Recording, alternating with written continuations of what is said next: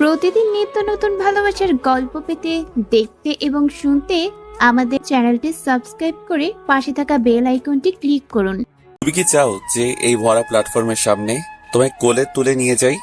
সদ্য দেখা এই সুদর্শন ছেলেটার ছাঝালো কণ্ঠ শুনে চোখ ছোট ছোট হয়ে এসেছে মাইশার। এদিকে পিছনে ধেয়ে আসা ওই বরপক্ষের লোকগুলোর কথা ভুলে গিয়ে মাইশা স্তব্ধ হয়ে দাঁড়িয়ে আছে। পাশ থেকে অর্পি আর আনান মাইশাকে দ্রুত কণ্ঠে বলল, ওই মাইশু, কি ভাবছিস?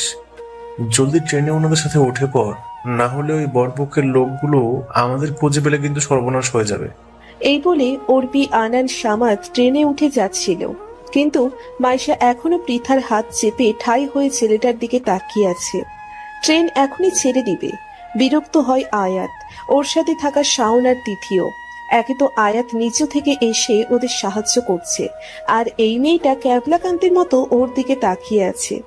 আয়াত এবার বিরক্ত হয়ে পড়ল, বুঝেছি, এভাবে নড়বে না। এই বলে আয়াত হুট করে কোলে তুলে নিল মাইশাকে। মাইশা সহ বাকি সবার চোখ ছানা বড়া হয়ে যায়। ট্রেন ইতিমধ্যে ছেড়ে দিয়েছে। আয়াত দ্রুত স্বরে বলল, জলদি সবাই উঠে পড়ো, ট্রেন না হলে মিস হয়ে যাবে। সবাই দ্রুত ট্রেন চড়ে উঠল। অদূরে পৃথা আর সামাদ দেখতে পাচ্ছে পাঞ্জাবি পাগড়ি পরা সেই বরপক্ষের লোকগুলোকে। ট্রেনের স্পিড এবার বেড়ে যাওয়ার কারণে ওদের কাউকে আর ধরতে পারল না সেই লোকগুলো। তাই স্বস্তির নিঃশ্বাস ফেলে অর্পি, আনান, সামাদ আর পৃথা। আনান খুশি স্বরে সামাদকে বলল, এবার পার্টি হবে ভাই, তোর আর পৃথার বিয়ে কেউ আটকাতে পারবে না। এদিকে মাইশা এখনো ফ্যালফ্যাল করে তাকিয়ে আছে ছেলেটার দিকে। পৃথা আর সামাদ যে পরিস্থিতিতে আছে তার থেকেও আরো অদ্ভুত পরিস্থিতিতে পড়েছে মাইশা। কেমন যেন গায়ে হিম করা অনুভূতি। কিছুক্ষণ আগের কথা, রাতের আধারে বিয়ের শাড়ি পরা এক কনেকে নিয়ে স্টেশনের দিকে এলোপাথারি ভাবে দৌড় দিচ্ছে মাইশা আর ওর বন্ধুরা। একটু আগে বিয়ের কনেকে পালিয়ে নিয়ে আসার মতো এক ভয়ঙ্কর কাজ করেছে সবাই। পৃথা শাড়ি পরে সামাদের হাত ধরে কোনো রকম ছুটে চলেছে। এদিকে পিছন পিছন দৌড়চ্ছে বরপক্ষের কিছু লোক আর পৃথার বড় ভাইয়েরা। আনান অস্থির হয়ে বলল, আরে পায়ে গিট্টু লাগা রাখছো সবাই, জলদি দৌড়া, পিছনে এই কুত্তাগুলা ধরলে আমাদের কল লাগাইটা দিব। ইতিমধ্যে পৃথা পায়ে একটু ব্যথা পেয়েছে, তবুও থামেনি কেউ। এখন থামার পরিবেশ না, যত দ্রুত সম্ভব ঢাকার ট্রেন ধরতে হবে। স্টেশনের সামনে পঞ্চগড় রেল স্টেশন সাইনবোর্ডটি দেখে বুকে আবারও আশার আলো জেগে উঠল সবার। এদিকে পেছন থেকে কথা শোনা যাচ্ছে, থামো সবাই, না হলে গুলি করতে বাধ্য হব। বদমাইশের দল, এতক্ষণ গুলি করস নাই, এখন কি করবি বেটা? তোদের গুলি তোরাই খা। অর্পি বিক্ষিপ্ত সুরে বলল। অন্য সময় অর্পি একথা বললে সবাই হাসিতে হুমড়ি খেয়ে পড়ত, কিন্তু এখন হাসার সময় না।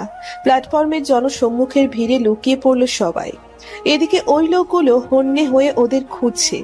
স্টেশনের কিছু লোকজন ড্যাব ড্যাব করে তাকিয়েছিল বিয়ের শাড়ি পরা পৃথার সাথে ওদেরকে এভাবে দেখে। সামাদ তড়িঘড়ি করে বলল, ঢাকার ট্রেন কোনটা আনান? জলদি উঠে পড়তে হবে তো। Any problem? হঠাৎ কারো শীতল কণ্ঠ শুনে পিছে পড়ল সবাই। লম্বাটে মুখাকৃতির এক সুদর্শন ছেলে হাতে পেপসির বোতল নিয়ে দাঁড়িয়ে আছে, কাঁধে একটা মাউন্টেন ব্যাগ। ছেলেটার সাথে রয়েছে আরো দুজন তার সমবয়সী যুবক যুবতী। পৃথা এবার কাতর গলায় বলল, ভাইয়া, একটু জলদি বলবেন যে ঢাকার ট্রেনটা কোথায়? পালিয়ে এসেছো বিয়ের আসর থেকে? ও হ্যাঁ। ট্রেনে উঠলেই হবে? টিকিট না থাকলে ট্রেনের কন্ডাক্টর মশাই ধাক্কা দিয়ে ফেলে দিবে। আপনি কি বলেন তো যে ঢাকার ট্রেন কোনটা? হৈহুল্লোড়ের শব্দ পেয়ে হিম ধরে যায় সবার। এখানে কিছুক্ষণ দাঁড়ালে যে কোনো মুহূর্তেই লোকগুলো দেখে ফেলবে। আনান ছেলেটাকে বলল, ভাইয়া টিকিট পরে দেখবো না, আগে ট্রেনে উঠে নেই, ওই কন্ডাক্টর মশাইয়ের থেকে এরা বেশি ভয়ঙ্কর। বুঝতে পেরেছি। আয়াতের সাথে থাকা শাওন এবার বলল, আমার সাথে চলো তাহলে, আমাদের ফার্স্ট ক্লাস কেবিনে তোমাদের ব্যবস্থা করে দিবনি। ওদের কথা শুনে অবাক হলো মাইশা আর ওর বন্ধুরা। এরকম পরিস্থিতিতে যে এভাবে সাহায্য পেয়ে যাবে ওরা এটা ভাবতে পারেনি। সবাই তিথির পিছন পিছন যাওয়ার জন্য প্রস্তুত হলেও মাইশা স্থির হয়ে দাঁড়িয়ে আছে। আয়াত তা দেখে বলল, তুমি কি চাও যে এই ভরা প্ল্যাটফর্মের সামনে তোমায় কোলে তুলে নিয়ে যাই? বর্তমান থাপ্পড়ের তুখর শব্দ উত্তপ্ত হয়ে উঠল ট্রেনের বিলাসবহুল এই কেবিনটি। ট্রেনের ঝকঝক শব্দের থেকে আয়াতের গালের থাপ্পড়ের শব্দটা কানের মধ্যে অদ্ভুতভাবে বেজে উঠছে। ইতিমধ্যেই মাইশা কষিয়ে একটা চড় মেরেছে আয়াতকে। কেবিনের ভিতরে সবাই ড্যাব ড্যাব করে তাকিয়ে আছে ওদের দুজনের দিকে। আয়াতের মাথায় ধপ করে এবার আগুন জ্বলে উঠল। জীবনে এত নাম যশ অর্জন করেছে, অথচ কখনো ভাবতে পারেনি যে এমন পুচকে মেয়ের কাছে থাপ্পড় খেয়ে বসবে। আয়াত চিল্লিয়ে বলে উঠল, কি হিসেব করে আমি চর মারলে তুমি? How dare you! ওই মেয়ে, আপনার তো সাহস কম না? কি হিসেবে ভরা প্ল্যাটফর্মের সামনে আমায় কোলে তুলে এখানে আনলেন? তো কি করব আমি? তোমাদের ধরার জন্য ওই লোকগুলো ধেয়ে আসছিল, আর তুমি তো স্ট্যাচু অফ লিবার্টির মতো দাঁড়িয়েছিলা। হ্যাঁ ছিলাম তো, তাই বলে কোলে তুলে নেবেন? আনান এবার মাইশাকে বলল। তুই থাম বোন, ভুলে যাইস না আমরা এখন ওনার কেবিনে আছি। মাইশা আরো জোরে চিল্লিয়ে বলল, তো কি হয়েছে? এর জন্য কোলে তুলে নেব? হ্যাঁ, অসভ্য কোথাকার। আপনাদের মতো ছেলেদের ভালো মতো চিনি, একটু হলেই মেয়েদের সাথে লুতুপুতু করতে মন চায়। আয়াতের চোখ মুখ এবার লাল হয়ে গিয়েছে, এক কথায় ভয়ঙ্কর ভাবে ক্ষেপে গিয়েছে। আয়াতকে এভাবে রেগে যেতে দেখে শাওন বিড়বিড়িয়ে বলল, হয়েছে কারণ এবার এই মেয়েটা শেষ। ওখান থেকে যেতে চাও নাকি এই মেয়েটাকে এখান থেকে তাড়িয়ে দিবে? আনান থতমত গলায় বলল, কি? আমি কি নাইজেরিয়ান ভাষায় বললাম? হয়তো তোমরা যাও, না হলে এই ইডিয়েট মেয়েটাকে যেতে বলো। মাইশা বলল, শুধু আমি কেন, আমরা সবাই যাব। আপনার মতো অসভ্যের কাছে কাউকে রাখবো না। ভেবে নিও কিন্তু এই পুরো ক্যাবিনেটটা আমাদের বুক করা। এখানে 10 জন হলেও কোনো কন্ডাক্টর কিছু বলবে না, কারণ ক্যাবিনেটের টিকিট আছে আমার কাছে। যদি বাইরে গিয়ে টিকিটহীন প্যাসেঞ্জারের মতো তোমরা ধরা পড়ে যাও, অবস্থা খারাপ হয়ে যাবে কিন্তু। অর্পি থতমত গলায় বলল, না না, আমরা এখানেই থাকবো, প্রয়োজন হলে আপনার হাত পাও টিপে দেব। এক চড়ে তো সব কটা দাঁত ফলাই দিন, আর তোরা সবাই আমার সাথে জেনারেল ওভার্ডে যাবে। আনান কপাল চাপড়িয়ে মাইশাকে উদ্দেশ্য করে বলল, বোন তোর পায়ে ধরি বোন, দরকার পড়লে ভাইয়ের বদলে আমারে পয়সা চড়মা, তবু এখান থেকে বের হওয়ার নাম নিস না। অনেক ঝামেলা করে ঢাকা থেকে পৃথার বিয়ে আটকানোর জন্য পঞ্চগড় আসলাম। এখন সুন্দর মতো ঢাকা গিয়ে ওর আর সামাদের বিয়ে দিতে পারলেই হলো। আমাদের মধ্যে সবচেয়ে বুঝবান তুই, তবে তুই এমন বাচ্চাদের মতো উঠে পড়ে গিয়েছিস কেন? মাইশা সাপের ফনার মতো ফোঁস করছে। সামাদ আর আনান ছাড়া অন্য কোনো ছেলের সংস্পর্শে ওর কাছে বিরক্তিকর লাগে। অর্পি তখন বলল, প্লিজ রিয়াক্ট করিস না মাইশু। তাছাড়া দ্য গ্রেট আরহাম আয়াত ভাইয়া কত ভালো, বর্তমান পাবলিক ফিগার হওয়ার সত্ত্বেও কি সুন্দরভাবে আমাদের হেল্প করেছে। আরহাম আয়াত নামটি শুনে দু কদম পিছিয়ে গেল মাইশা। ছেলেটার চেহারা এতক্ষণ চেনা চেনা লাগলেও নামটি শুনে স্পষ্ট চিনে ফেলেছে। বাংলাদেশের টপ 10 ট্রাভেল ব্লগারদের মধ্যে আরহাম আয়াত একজন। ট্রাভেলের সকল এক্সপিরিয়েন্স শেয়ার করার অনুষ্ঠানে হোস্ট হিসেবে কাজ করছে সে। অর্পির কথা শুনে আয়াতের রাগটা একটু হলেও কমলো। তারপর অর্পিকে উদ্দেশ্য করলো, আমার ইউটিউব চ্যানেল সাবস্ক্রাইব করে ইনস্টাগ্রামে ফলো দিও কিন্তু। মাইশা এবার দাঁতে দাঁত চেপে বলল, এই জন্যই তো আমি বলি, আপনার এমন চিপকা চিপকি টাইপ চিন্তা ভাবনা কেন? পাবলিক ফিগারদের এই একটা সমস্যা, সারাদিন শুধু মেয়েদের সাথে চিপকা চিপকি আর ঘেঁষাঘেঁষি করতে মন চায়। আয়াতের চোয়াল পুনরায় শক্ত হয়ে উঠল। জীবনে এতটা অপমান আয়াত কখনোই হয় নাই যতটা এই কয়েক মিনিটে এই মেয়েটা করে ফেলেছে। আয়াত গম্ভীর স্বরে বলল, get lost from here. Samad, Pritha, Anan, Arpi সবাই একে অপরের মুখ চাওয়াচাওয়ি করছে। মাইশা আগুনের ফুলকির মতো এক পলক তাকিয়ে নিল ওদের দিকে, চাপা গলায় বলল, তোরা যাবি? সবাই নিশ্চুপ। মাইশা বলে উঠল, সব খোলা বেইমান, তোরা একটাও আমার সাথে যোগাযোগ রাখবি না, আমি একাই ঢাকায় চলে যাব। মাইশা একথা বলেই হন করে ব্যাগ নিয়ে বেরিয়ে গেল কেবিনেট থেকে। উচ্চ শব্দে কেবিনের দরজাটি লাগিয়ে হঠাৎ নিস্তব্ধ হয়ে গেল পুরো পরিবেশটি। এতক্ষণ আয়াত আর মাইশার ঝগড়ার জন্য চারিদিকে উন্মেদনায় ছেয়ে গিয়েছিল। আয়াত চুলগুলো পিছনে ঠেলে দিয়ে সিটে বসে পড়ে। মেয়েটার কথাগুলো মনে করলেই চোখ মুখ যেন লাল হয়ে যায়। পৃথা আমাদের এক হাত চাপটে বসে আছে। অর্পি আর আনান বসেছে কিছুটা দূরত্ব নিয়ে। আরহাম আয়াতের রাগ সম্পর্কে এর আগে বেশ কয়েকবারই শুনেছে ওরা। আর মাইশার সাথে এখন একজন গেলে আয়াত হয়তো রাগের বশে ওদের বের করে দিতে পারত, যা পৃথা আর সামাদের জন্য একেবারে সেফ না। তাই আনান বিচক্ষণতার সাথেই সবাইকে চুপ থাকতে বলল। লাইক সিরিয়াসলি, ওই ঝগড়াটে মেয়েটা তোমাদের ফ্রেন্ড? আমি পরিস্থিতির শিকার হয়ে ওকে কোলে নিয়েছি দেখে আমায় চড় মারলো? আয়াত শক্ত মুখে ওদের মুখে কথা ছুঁড়ে মারল। সামাদ এবার আগ বাড়িয়ে বলল, মাইশার পক্ষ থেকে আমরা সরি বলছি ভাইয়া। আসলে ও ছেলেদের থেকে সব সময় 10 হাত দূরে থাকে, শুধুমাত্র ওর আব্বু ভাই আর আমাদের দুজনকে ছাড়া। তাছাড়া আমাদের জন্য ও অনেক স্ট্রেসে ছিল। পৃথা এবার বলল, হ্যাঁ ভাইয়া, আমি আর সামাদ আসলে দুজন দুজনকে ভালোবাসি, কিন্তু আমার বাবা নিজের অসুস্থতার নাম করে আমায় পঞ্চগড়ে আসতে বলে, আর হুট করেই গ্রামের চেয়ারম্যানের ছেলের সাথে আমার বিয়ে ঠিক করে ফেলে। তখন মাইশাই সব প্ল্যান করে, সবাইকে সাথে নিয়ে এখানে এসে আমায় বিয়ের আসর থেকে পালাতে সাহায্য করে। আয়াত কিছু না বলে দেয়ালের সাথে ঝুলন্ত ফ্যানটার দিকে তাকিয়ে আছে। হঠাৎ আয়াত কিছু একটা ভেবে টেবিল থেকে নিচের ক্যামেরা নিয়ে বাইরে যাওয়ার জন্য প্রস্তুত হলো।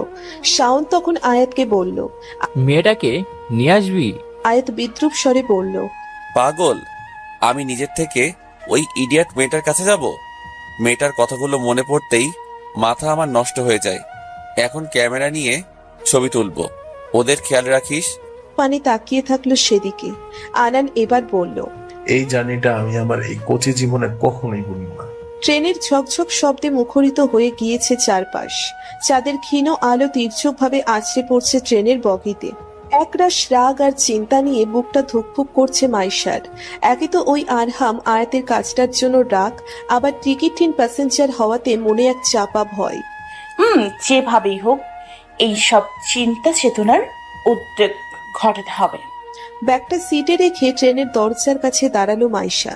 সেখানে দাঁড়াতেই একরাশ ঠান্ডা হাওয়া স্পর্শ করে ওর ওর সারা দেহে। সাদা জামা পরিহিতা এই রমণীকে এখন যেন লাগছে শুভ্র পরি। সবুজ সতেজ হাওয়ায় এই বিষাক্ত মনটা নিমেষেই মিলিয়ে গেল। অন্ধকারে মাইশার ফোবিয়া আছে, কিন্তু চাঁদের আলোর প্রতিফলনে জায়গাটা মোটামুটি স্বচ্ছ, তাই মাইশা তেমন ভয় পেল না। একটু উত্তেজনা নিয়ে ট্রেনের বাইরে উকি দেয় মাইশা। এতটাই বাতাস যে ঠিকমতো তাকাতেই পারছে না, কিন্তু তৎক্ষণাৎ পেছন থেকে কেউ ওর হাত টান দিয়ে ভেতরে নিয়ে আসলো। খানিকটা অবাক হয়ে যায় মাইশা ঘটনা চক্রে। পিছন ঘুরতেই যেন ও স্তব্ধ হয়ে গেল। আয়াত নামের ছেলেটার নির্লিপ্ত ভঙ্গিমায় তাকিয়ে আছে, চোখে মুখে তীক্ষ্ণতার রেশ। চাঁদের ম্লান আলো ছেলেটার কালচে বাদামি চোখ দুটো মোহনীয় করে তুলেছে। রেডিওতে ছেলেটার কণ্ঠ যতটা না সুন্দর শোনা যায়, তার থেকেও যেন বহু গুণে সুন্দর দেখতে। এক পলকের মোহনীয় সৌন্দর্যে হারিয়ে গিয়েছিল মাইশা। ওর হাতটা এখন আয়াতের হাতে আবদ্ধ। আয়াত এবার চিল্লিয়ে বলে উঠল, মরার শখ হয়েছে? এভাবে উকি দিচ্ছ কেন? ভারী ডেঞ্জারাস মেয়ে তো তুমি। এক মুহূর্তের জন্য স্থির থাকতে পারো না? আয়াতের ক্রূর গলায় ধ্যান ভাঙে ওর। দেখতে মোহনীয় হলে কি হবে, কথাবার্তায় ততটাই রকচটা ভাব। আমি মরি বা না মরি আপনার কি? আপনি আমার ড্রাইভার নেবেন? হ্যাঁ, আর অসভ্যের মতো হাত ধরেছেন কেন? হাত ছাড়ুন। আবারও খেপে গেল আয়াত। আয়াত কখনোই কোনো মেয়ের সংস্পর্শে থাকে না, আর এই পুচকে মেয়েটা তো ননস্টপলি ওকে অপমান করে যাচ্ছে। আয়াত এবার ওর হাত চেপে নিজের কাছে নিয়ে আসলো। রাগ এতটাই মাথায় চড়া দিয়ে উঠেছে যে আয়াত এখনো নিজের হিতাহিত চিল্লি। ছাড়বো না। কি করবে তুমি? সারুন, নয়তো ভালো হবে না। নিজেকে কি মনে হয় তোমার? মেয়েরা আমার সাথে এক ঝলক কথা বলার জন্য মরিয়া হয়ে ওঠে, আর তুমি পুচকে মেয়ে হয়ে আমায় অসভ্য বলছো? ওলে বাবারে, দেখা নেই বাত্রা নাই, হুট করে কোলে তুলে নেবে। আমি অসভ্য বলবো না তো কি মহাপুরুষ বলবো? শুনে ভেতর থেকে শাওন, তিথি, সামাদ, পৃথা, অর্পি, আনান সবাই বেরিয়ে পড়ে। দুজনের মধ্যে ভয়ঙ্কর সংঘর্ষ লেগে গিয়েছে। আয়াত তবুও শান্ত হয়ে বলল, hey you stupid girl, last বার ওয়ার্নিং দিব চুপ করতে। ফার্দার তোমার মাথা চিবিয়ে খেতেও 2 মিনিট ভাববো না। আমিও দেখবো আপনি কিভাবে করেন। আল্লাহ আমারে উদাত ফলাই দিছে, কামড়ে হাতের মাংস তুলে ফেলবো। আনান এবার ওদের দুজনের মাঝে গিয়ে বলল, আল্লাহ তোরে দাঁত দিলে আমার হাত দিছে, আর এই 2 হাত জোর করে তোর কাছে রিকোয়েস্ট করলাম, তুই এবার থাম। দরকার পড়লে আমার থাপ্পড় মার, আমার অসভ্য বল, যা ইচ্ছা তাই বল, তবু কামড়াকামড়ি করবি না। আয়াত এবার কোনো মতে নিজের রাগ দমিয়ে মাইশাকে বলল, তোমার ফ্রেন্ডের জন্য তোমায় ছেড়ে দিলাম, না হলে এই আরহাম আয়াত তার অপমান করা ব্যক্তিকে কখনোই ছাড়ে না। মাইশা কিছু বলতে গেলেই অর্পি তেড়ে বেড়ে ওর মুখ চেপে ধরল, কানে ফিসফিসিয়ে বলল, অনেক কামড়াকামড়ি চিল্লাচিল্লি করার প্ল্যান করছিস, এবার আল্লাহর ওয়াস্তে থাম। মাইশা দমে গেল অর্পির কথায়। এই ছেলের সাথে ফালতু ফালতু ঝগড়া করার কেনই মানে হয় না। আয়াত এবার দ্রুত পায়ে কেবিনেটের ভিতরে চলে গেল। তিথি আর শাওন নিষ্প্রভ দৃষ্টিতে সবার মুখপানে তাকিয়ে আছে। শাওন এবার বলল, আয়াতের বেশ রাগ আছে জানি, কিন্তু কোনো মেয়ের উপর এতটাও ক্ষেপে যেতে দেখিনি। তবে মেয়েটা কিউট না। রাগের মধ্যে আয়াতকে যে কথাগুলো বললো সে আমার তো দম ফাটা হাসির অবস্থা হয়ে গেছিল। শাওন হেসে দেয় তিথির কথায়। ব্যাপারটা আসলেই মজার। আনান এবার হাত জোর করে মাইশাকে বলল, আল্লাহর ওয়াস্তে এরপর একটা কথাও তুই বলবি না, ভুলে যাইস না, আগামীকাল অনেক কাজ আছে। সুতরাং উল্টাপাল্টা কোনো কিছু বলবি আমি ভুলে যাবো তুই আমার ফ্রেন্ড। আরে বলো, একটা কঠিন পরিস্থিতিতে ওনারা আমাদের হেল্প করছে, আর তুই কি বাংলা সিনেমার মতো কাহিনী শুরু করছিস? আমার কোথাকার জীবনে কোনো মেয়ের তোর সাথে ঘেঁষাঘেঁষি করলে তখন বুঝবি ব্যাটা। এখন ওই আরহাম আয়াতের ওকালতি করতে হবে না। নিদ্রাহীন রাত। অল্প সময়ের মধ্যে অনেক ভয়ঙ্কর ভয়ঙ্কর কিছু হয়ে গিয়েছে। তবে এখন সব স্বাভাবিক। সবাই খোশ গল্পে মেতে উঠলেও চুপ আছে মাইশা আর আয়াত। অর্পি মাইশার কানে ফিসফিসিয়ে মাইশাকে বলল, দোস্ত, তুই কেমনে পারলি এই হ্যান্ডসাম ছেলেটাকে অসভ্য বলতে? আমারে কোলে নিলে আমি খুশিতে নাগিন ডান্স নিতাম। ইয়া, আমি মরে গেলেও এসব লুচু বাঘের দিকে চোখ তুলে তাকাবো না। লুচ্চা বদনা একটা। তুই কি জানিস যে তোকে বিয়ের আসর থেকে নিয়ে আসতে গিয়ে আমাদের জান পালাই পালাই করছিল? মাইশা সরু চোখে বলল পৃথাকে। পৃথা এখনো বিয়ের শাড়ি পরা অবস্থায় বসে আছে। অন্য কোনো সময় এমন ভারী সাজ বেশ অসহ্যকর লাগলেও এখন পৃথার মনে শান্তি। হয়তো জীবনের বড়সড় এক শঙ্কা থেকে পালিয়ে আসার জন্য এমন মনে হচ্ছে। পৃথা মিহি গলায় বলল, এভাবে বলছিস কেন? আনান এবার ভ্রু কুচকে বলল, তো কিভাবে বলবে ও? তোর বাপ ভাইগুলো আস্ত একটা রাম ছাগলের খামার, তুই জানোস? তাহলে কিভাবে ওই 44 বছরের বুইরা বেটার লগে তোর বিয়ে দেওয়ার জন্য উঠা পড়ে লাগলো? আর বেটারও নাইলে কি অনার্সে পড়ুয়া এক কোচি মেয়ের সাথে বিয়ে করবো? আইসে বিয়ের শখ কত। আমার এক নানি আছে, জামাই মশে 10 বছর আগে। সেই মহিলার লগে বিয়ে দিলে পুরাই ফুলপুলি ছুটি হইব। এমনি এই বুইরা জামের কথা বলিস না আনান। দেখ আমাদের পৃথা ভেবে রাগ করতেছে। বলেই মুখ টিপে হাসে অর্পি। একই সাথে বাকিরাও। আয়াত ওদের কাণ্ড কারখানা দেখে বেশ মজা নিচ্ছে। পৃথা কাঁদো কাঁদো গলায় বলল, তুই আমার বাপ ভাইদের রাম ছাগল বলি আয়াত? শুধু তাদের না, তোরেও বলবো রাম ছাগলি। তোর এই হারামজাদা ভাইগুলো এত কিছু করে ফেলছিল, আর তুই কুম্ভ কর্মের মতো কিছুই বলস নাই কেন? বলতে পারতি না যে তুমি সামাদকে ভালোবাসিস? সিরিয়াস রিলেশন মেনে নিত না ওরা। এখন বিয়ে করলে মানবে? তোদের পিরিত দেখা আমার গার্লফ্রেন্ড পড়ানোর শখ মিটটা গেছে। তোর জন্য এই সামাদ কুত্তাটা পাগলের মতো ছটফট করছিল। পরে মাইশা এসে তোরে ভাগানোর প্ল্যান করলো, আর সব ব্যবস্থা করতো আমি করলাম। বলো কি আনান, এই দস্যুমি এত প্ল্যান করেছে? আমি তো ভেবেছিলাম ও শুধু কোমর বেঁধে ঝগড়াই করতে পারে। আয়াত বিদ্রুপ স্বরে মোবাইল স্ক্রল করতে করতে কথাটি বলল। মাইশা একটা মেকি হাসি দিয়ে বলল, শুধু ঝগড়া না, ভালো থাপড়া তাপড়িও করতে পারি। এই কথাটা বললেন না মিস্টার? আমিও মানুষ তুলে সেইভাবে আছাড় মারতে পারি। আল্লাহ চাইলে অবশ্যই তোমায় দেখাবো। সবাই মুখ টিপে হাসছে ওদের এরকম কথা শুনে। শাওন ওদের দিকে কিছুক্ষণ সরু দৃষ্টিতে তাকিয়ে পড়ল। তোমাদের স্টোরিটা ইন্টারেস্টিং, কারণ আমি কখনো বউ পালানোর এই বিষয়টা সামনাসামনি দেখিনি।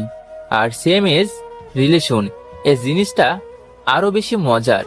তোমাদের সাহসিকতার তারিফ করতে হবে। ইন্টার ফার্স্ট ইয়ার থেকে আজ 5 বছর ধরে আমাদের বন্ডিং ভাইয়া। এত সহজে একে অপরকে ছেড়ে যাব না। আয়াত মোবাইলের দিকে। অর্পি তখন আয়াত, শাওন আর সামাদের উদ্দেশ্যে বলল, আপনারা পঞ্চগড়ে কোনো বিশেষ কাজে এসেছেন? আসতে চাইনি, আমাদের ঘাড় টেনে নিয়ে আসা হয়েছে। মানে? অবাকের ড্রেস ধরে প্রশ্ন করলো মাইশা। তিথি কিছু বলতে যাবে, শাওন হাতের ইশারায় তিথিকে থামিয়ে দেয়।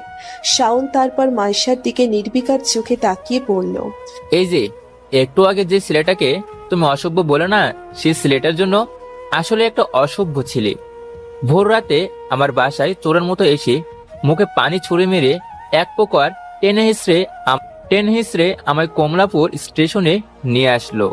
আমরা তখনও থম মেরে ছিলাম যে হচ্ছেটা কি। পরে শুনি এই ভর ঘুরে আয়াত মশাই মাঝরাতে কাঞ্চনজঙ্ঘা দেখার শখ হয়েছে। আয়াত সামাদের কথা শুনলেও কোনো প্রতিক্রিয়া দেখালো না, কেননা সামাদি একমাত্র মানুষ যার সাথে আয়াত কখনোই উচ্চস্বরে কথা বলে না বা চেষ্টাও করে না। কাঞ্চনজঙ্ঘা এটা আবার কি? মাইশা প্রশ্ন করলো শাওনকে। ঢাকা থেকে পঞ্চগড়ে এই মেয়ে নাকি বউ পালানোর জন্য এসেছে, আর এখানকার সবচেয়ে আকর্ষণীয় স্থান সম্পর্কেই নাকি জানে না। Too much strange. আয়াতের বাঁকা কথায় ক্ষিপ্ত হয়ে যায় মাইশা, আবারও গর্জে বলে, এই মেয়ে করছেন কেন? আমার নাম আছে। আবারও এই মেয়ে ডাকলে আবার মোবাইল ছুঁড়ে ফেলে দিব। পরিস্থিতি আবার গরম হয়ে ওঠার আগেই সব সামলে নিল শাওন। মাঝে মাঝে আয়াতের এইসব এরোগেন্ট কাজকর্মের জন্য চিন্তা হলেও এখন আর ভ্রুক্ষেপ করে না। শাওন প্রখর গলায় আয়াতকে বলল, এরকম করছিস কেন তুই? চুপচাপ মোবাইল চালা, নয়তো ঘুমিয়ে পড়, কথা বাড়াবি না। তোর কথা কোন জন্মে শুনছি আমি? তুই তোর কাজ কর, আমি আমার কাজ করছি। আয়াতের কথায় পাত্তা না দিয়ে শাওন আবার মাইশার দিকে তাকালো, তারপর বলল যে, কাঞ্চনজঙ্ঘা একটা পাহাড়ের নাম যা ইন্ডিয়ার বর্ডারের সামনে আছে। সকালে এর মোহনীয় রূপ যে কাউকে আকৃষ্ট করতে বাধ্য।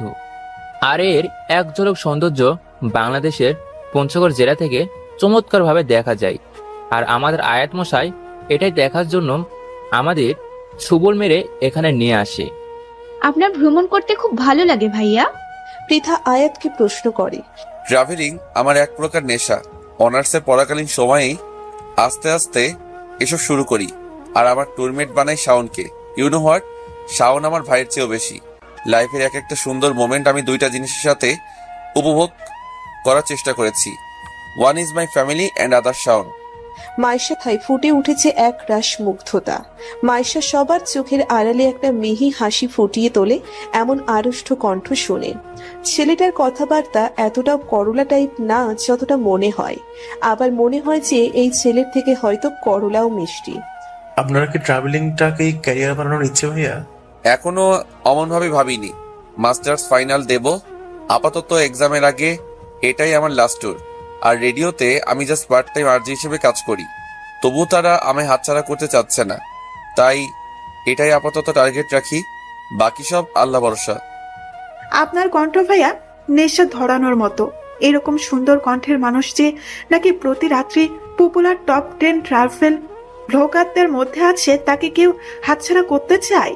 অর্পি খুশিতে কদাচিৎ হয়ে কথাটি বলল। আয়াত মুচকে হেসে মোবাইল স্ক্রল করে যাচ্ছে, যেন অর্পির এই কথাগুলো ওর জন্য নিয়মিত বাণী। মাইশা এবার জানালার দিকে বাইরে তাকালো। অন্ধকারের হাতছানিতে আকাশে ক্ষণে ক্ষণে মেঘ গর্জে উঠছে। হয়তো সামনের সময়টাকে বৃষ্টির ঢল নামবে। পরিবেশটা খারাপ না, নিত্য নতুন সাধারণ দিনের মতো এটা হলেও সদ্য পরিচিত এই মানুষগুলোর প্রতি ওর অনুভব হচ্ছে প্রবল কৌতূহল। এটা কি তবে নতুনভাবে কোনো কিছু সূচনার ইঙ্গিত হবে? নিরবিচ্ছিন্ন রাত, কেবিনেটের সবাই গভীর ঘুমে মগ্ন। সারা রাত বৃষ্টির ঢল নামার পর শেষ প্রহরে অনুভব হচ্ছে শীতলতা। মাইশা আছে সেখানে, এখন কাজ চলছে। মাইশা জানালা দিয়ে হালকা উকি মারল প্ল্যাটফর্মের দিকে। তেমন জনমানব নেই। ট্রেন থেকে কিছু মানুষ নেমে এদিক ওদিক ঘুরছে।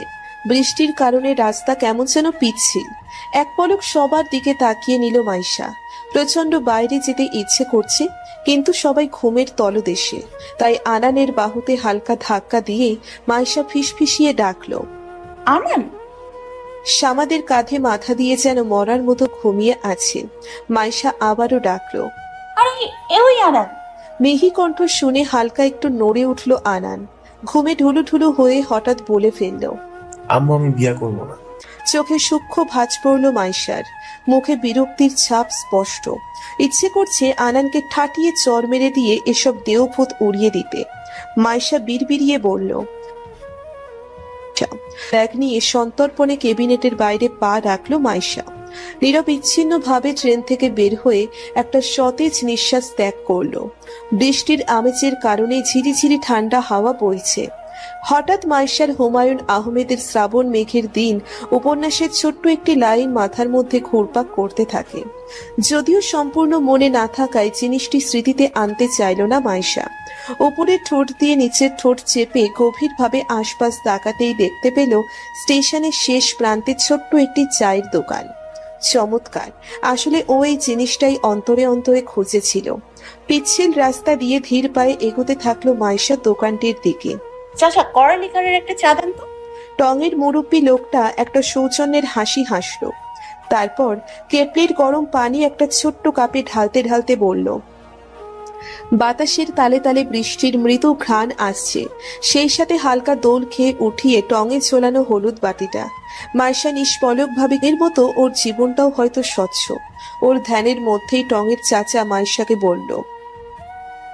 মাইশা যখন এর উত্তর বলতেই যাচ্ছিল তখন পেছন থেকে ভেসে আসলো এক শক্ত পুরুষালী কণ্ঠ।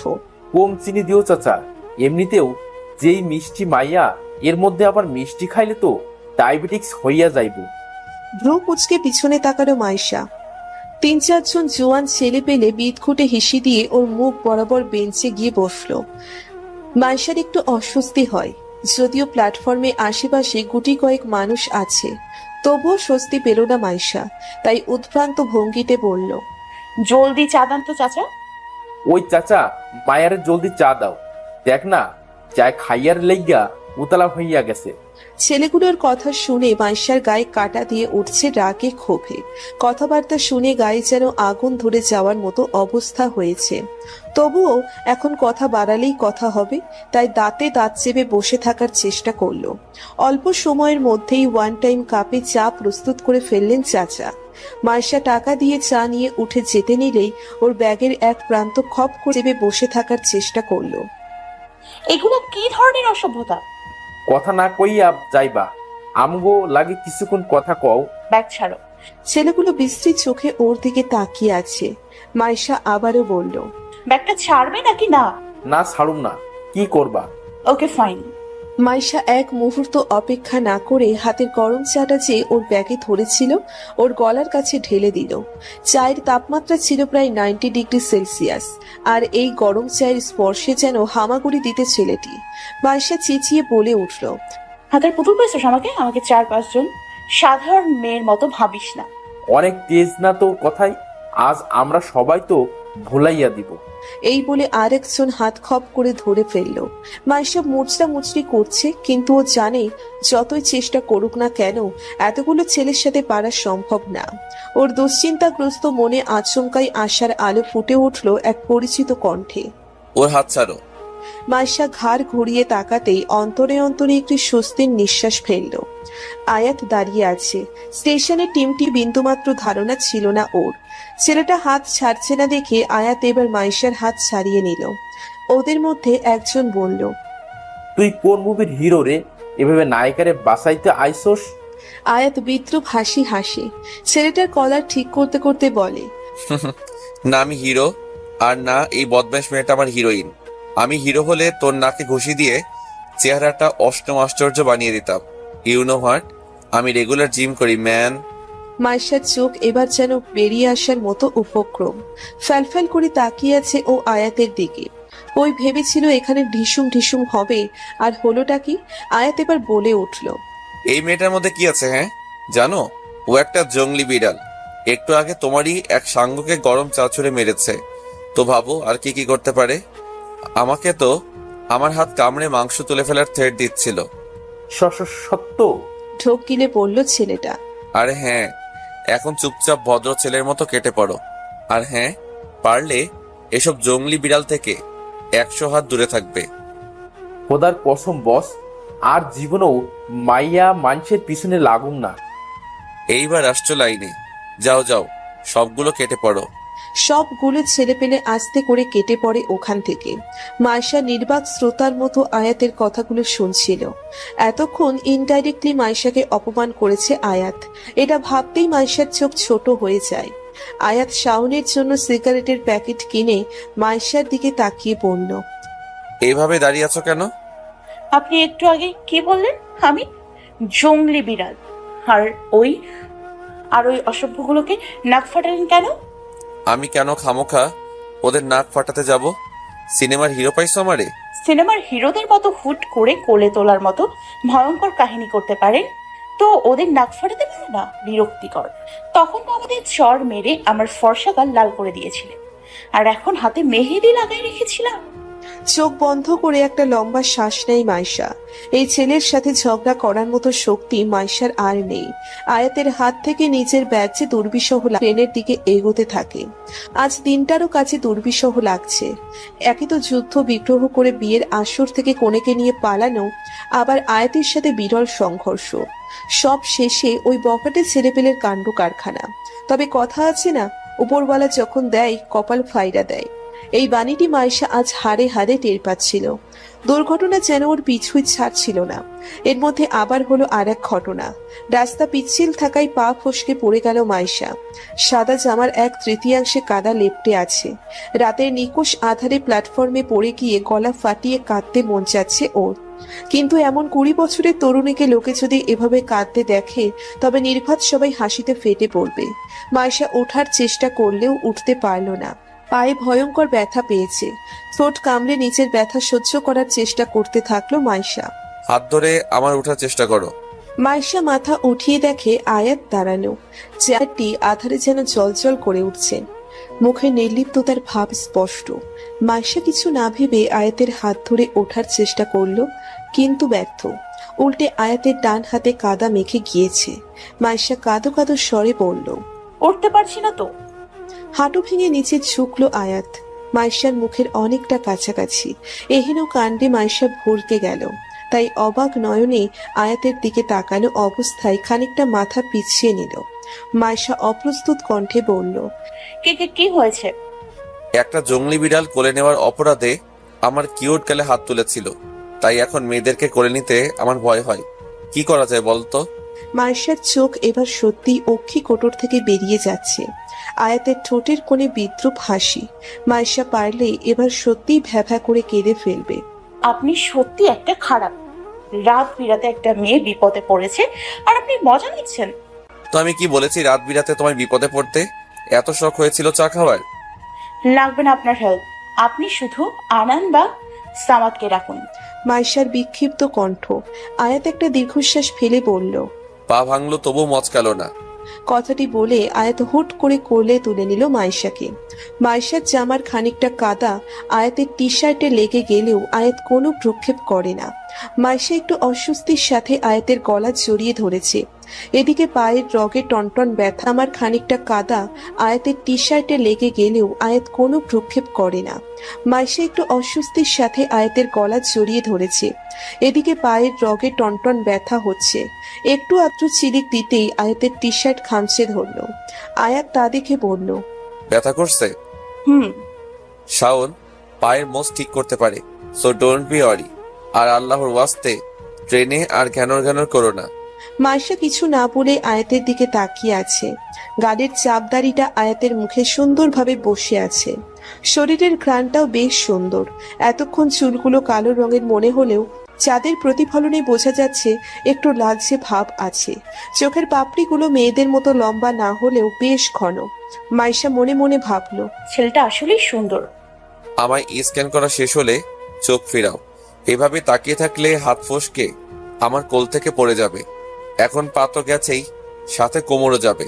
তারপর তো আমার বিরুদ্ধে রাগের বশে কেস করবে। লজ্জায় অন্যদিকে তাকালো মাইশা। মুখে বিরক্তির ভাব স্পষ্ট। আজ সারা দিনটাই অদ্ভুত গিয়েছে মাইশার। এতটা বিভ্রান্তিকর পরিবেশে এর পূর্বে মাইশা কখনোই পড়েনি। নাক ফুলিয়ে মাইশা বিড়বিড়িয়ে বলল, অসভ্যতায় ডাবল পিএইচডি করেছে এই বদমাইশটা। কমলাপুর রেল স্টেশনের সকালটা সুন্দর। আশেপাশে ব্যস্ত মানুষের কোলাহলের সাথে চমৎকার এক পরিচয়। কুলিরা ব্যাগ নেওয়ার জন্য নির্বিকার ভাবে ডাকছে, তো মাঝে মাঝে ওয়েটিং রুমে প্যাসেঞ্জারদের বিরক্তি সবার নজর কেড়ে নিচ্ছে।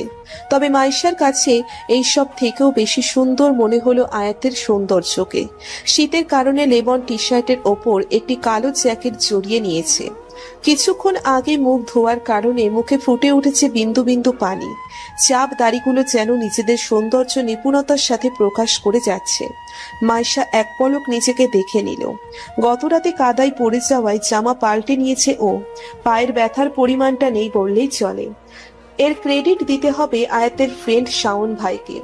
আয়াতের মতো ডেসপারেট মানুষের সাথে এমন ছেলের এত গভীর বন্ধুত্ব কি করে সম্ভব, মাইশা যেন ভেবে তার কুল কিনারা পেল না।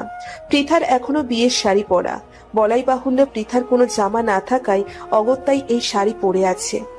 এখন কোথায় যাবে তোমরা? শাওনের প্রশ্নে দৃষ্টি নিক্ষেপ সামা ডিরেক্ট কাজী অফিস। এই নিব্বা নিব্বির ফটোফট দিয়ে দিতে হইব। কেন, কাজী অফিস মধুচন্দ্রিমায় যাবে নাকি? আনান, পৃথা, অর্পি, মাইশা সবাই বিস্মিত চোখে আয়াতের দিকে তাকায়। আয়াতের চোখের তেজস্ক্রিয়তা স্পষ্ট। ঠোঁট দুটো চেপে এমন ভঙ্গিতে দাঁড়িয়ে আছে যেন গভীর কিছু একটা ভেবে নিয়েছে।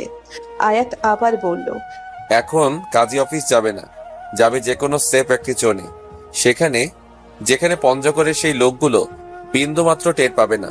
So think it deeply and don't make a stressful decision. আয়াতের বুদ্ধিমত্তায় অভিভূত হলো ওরা।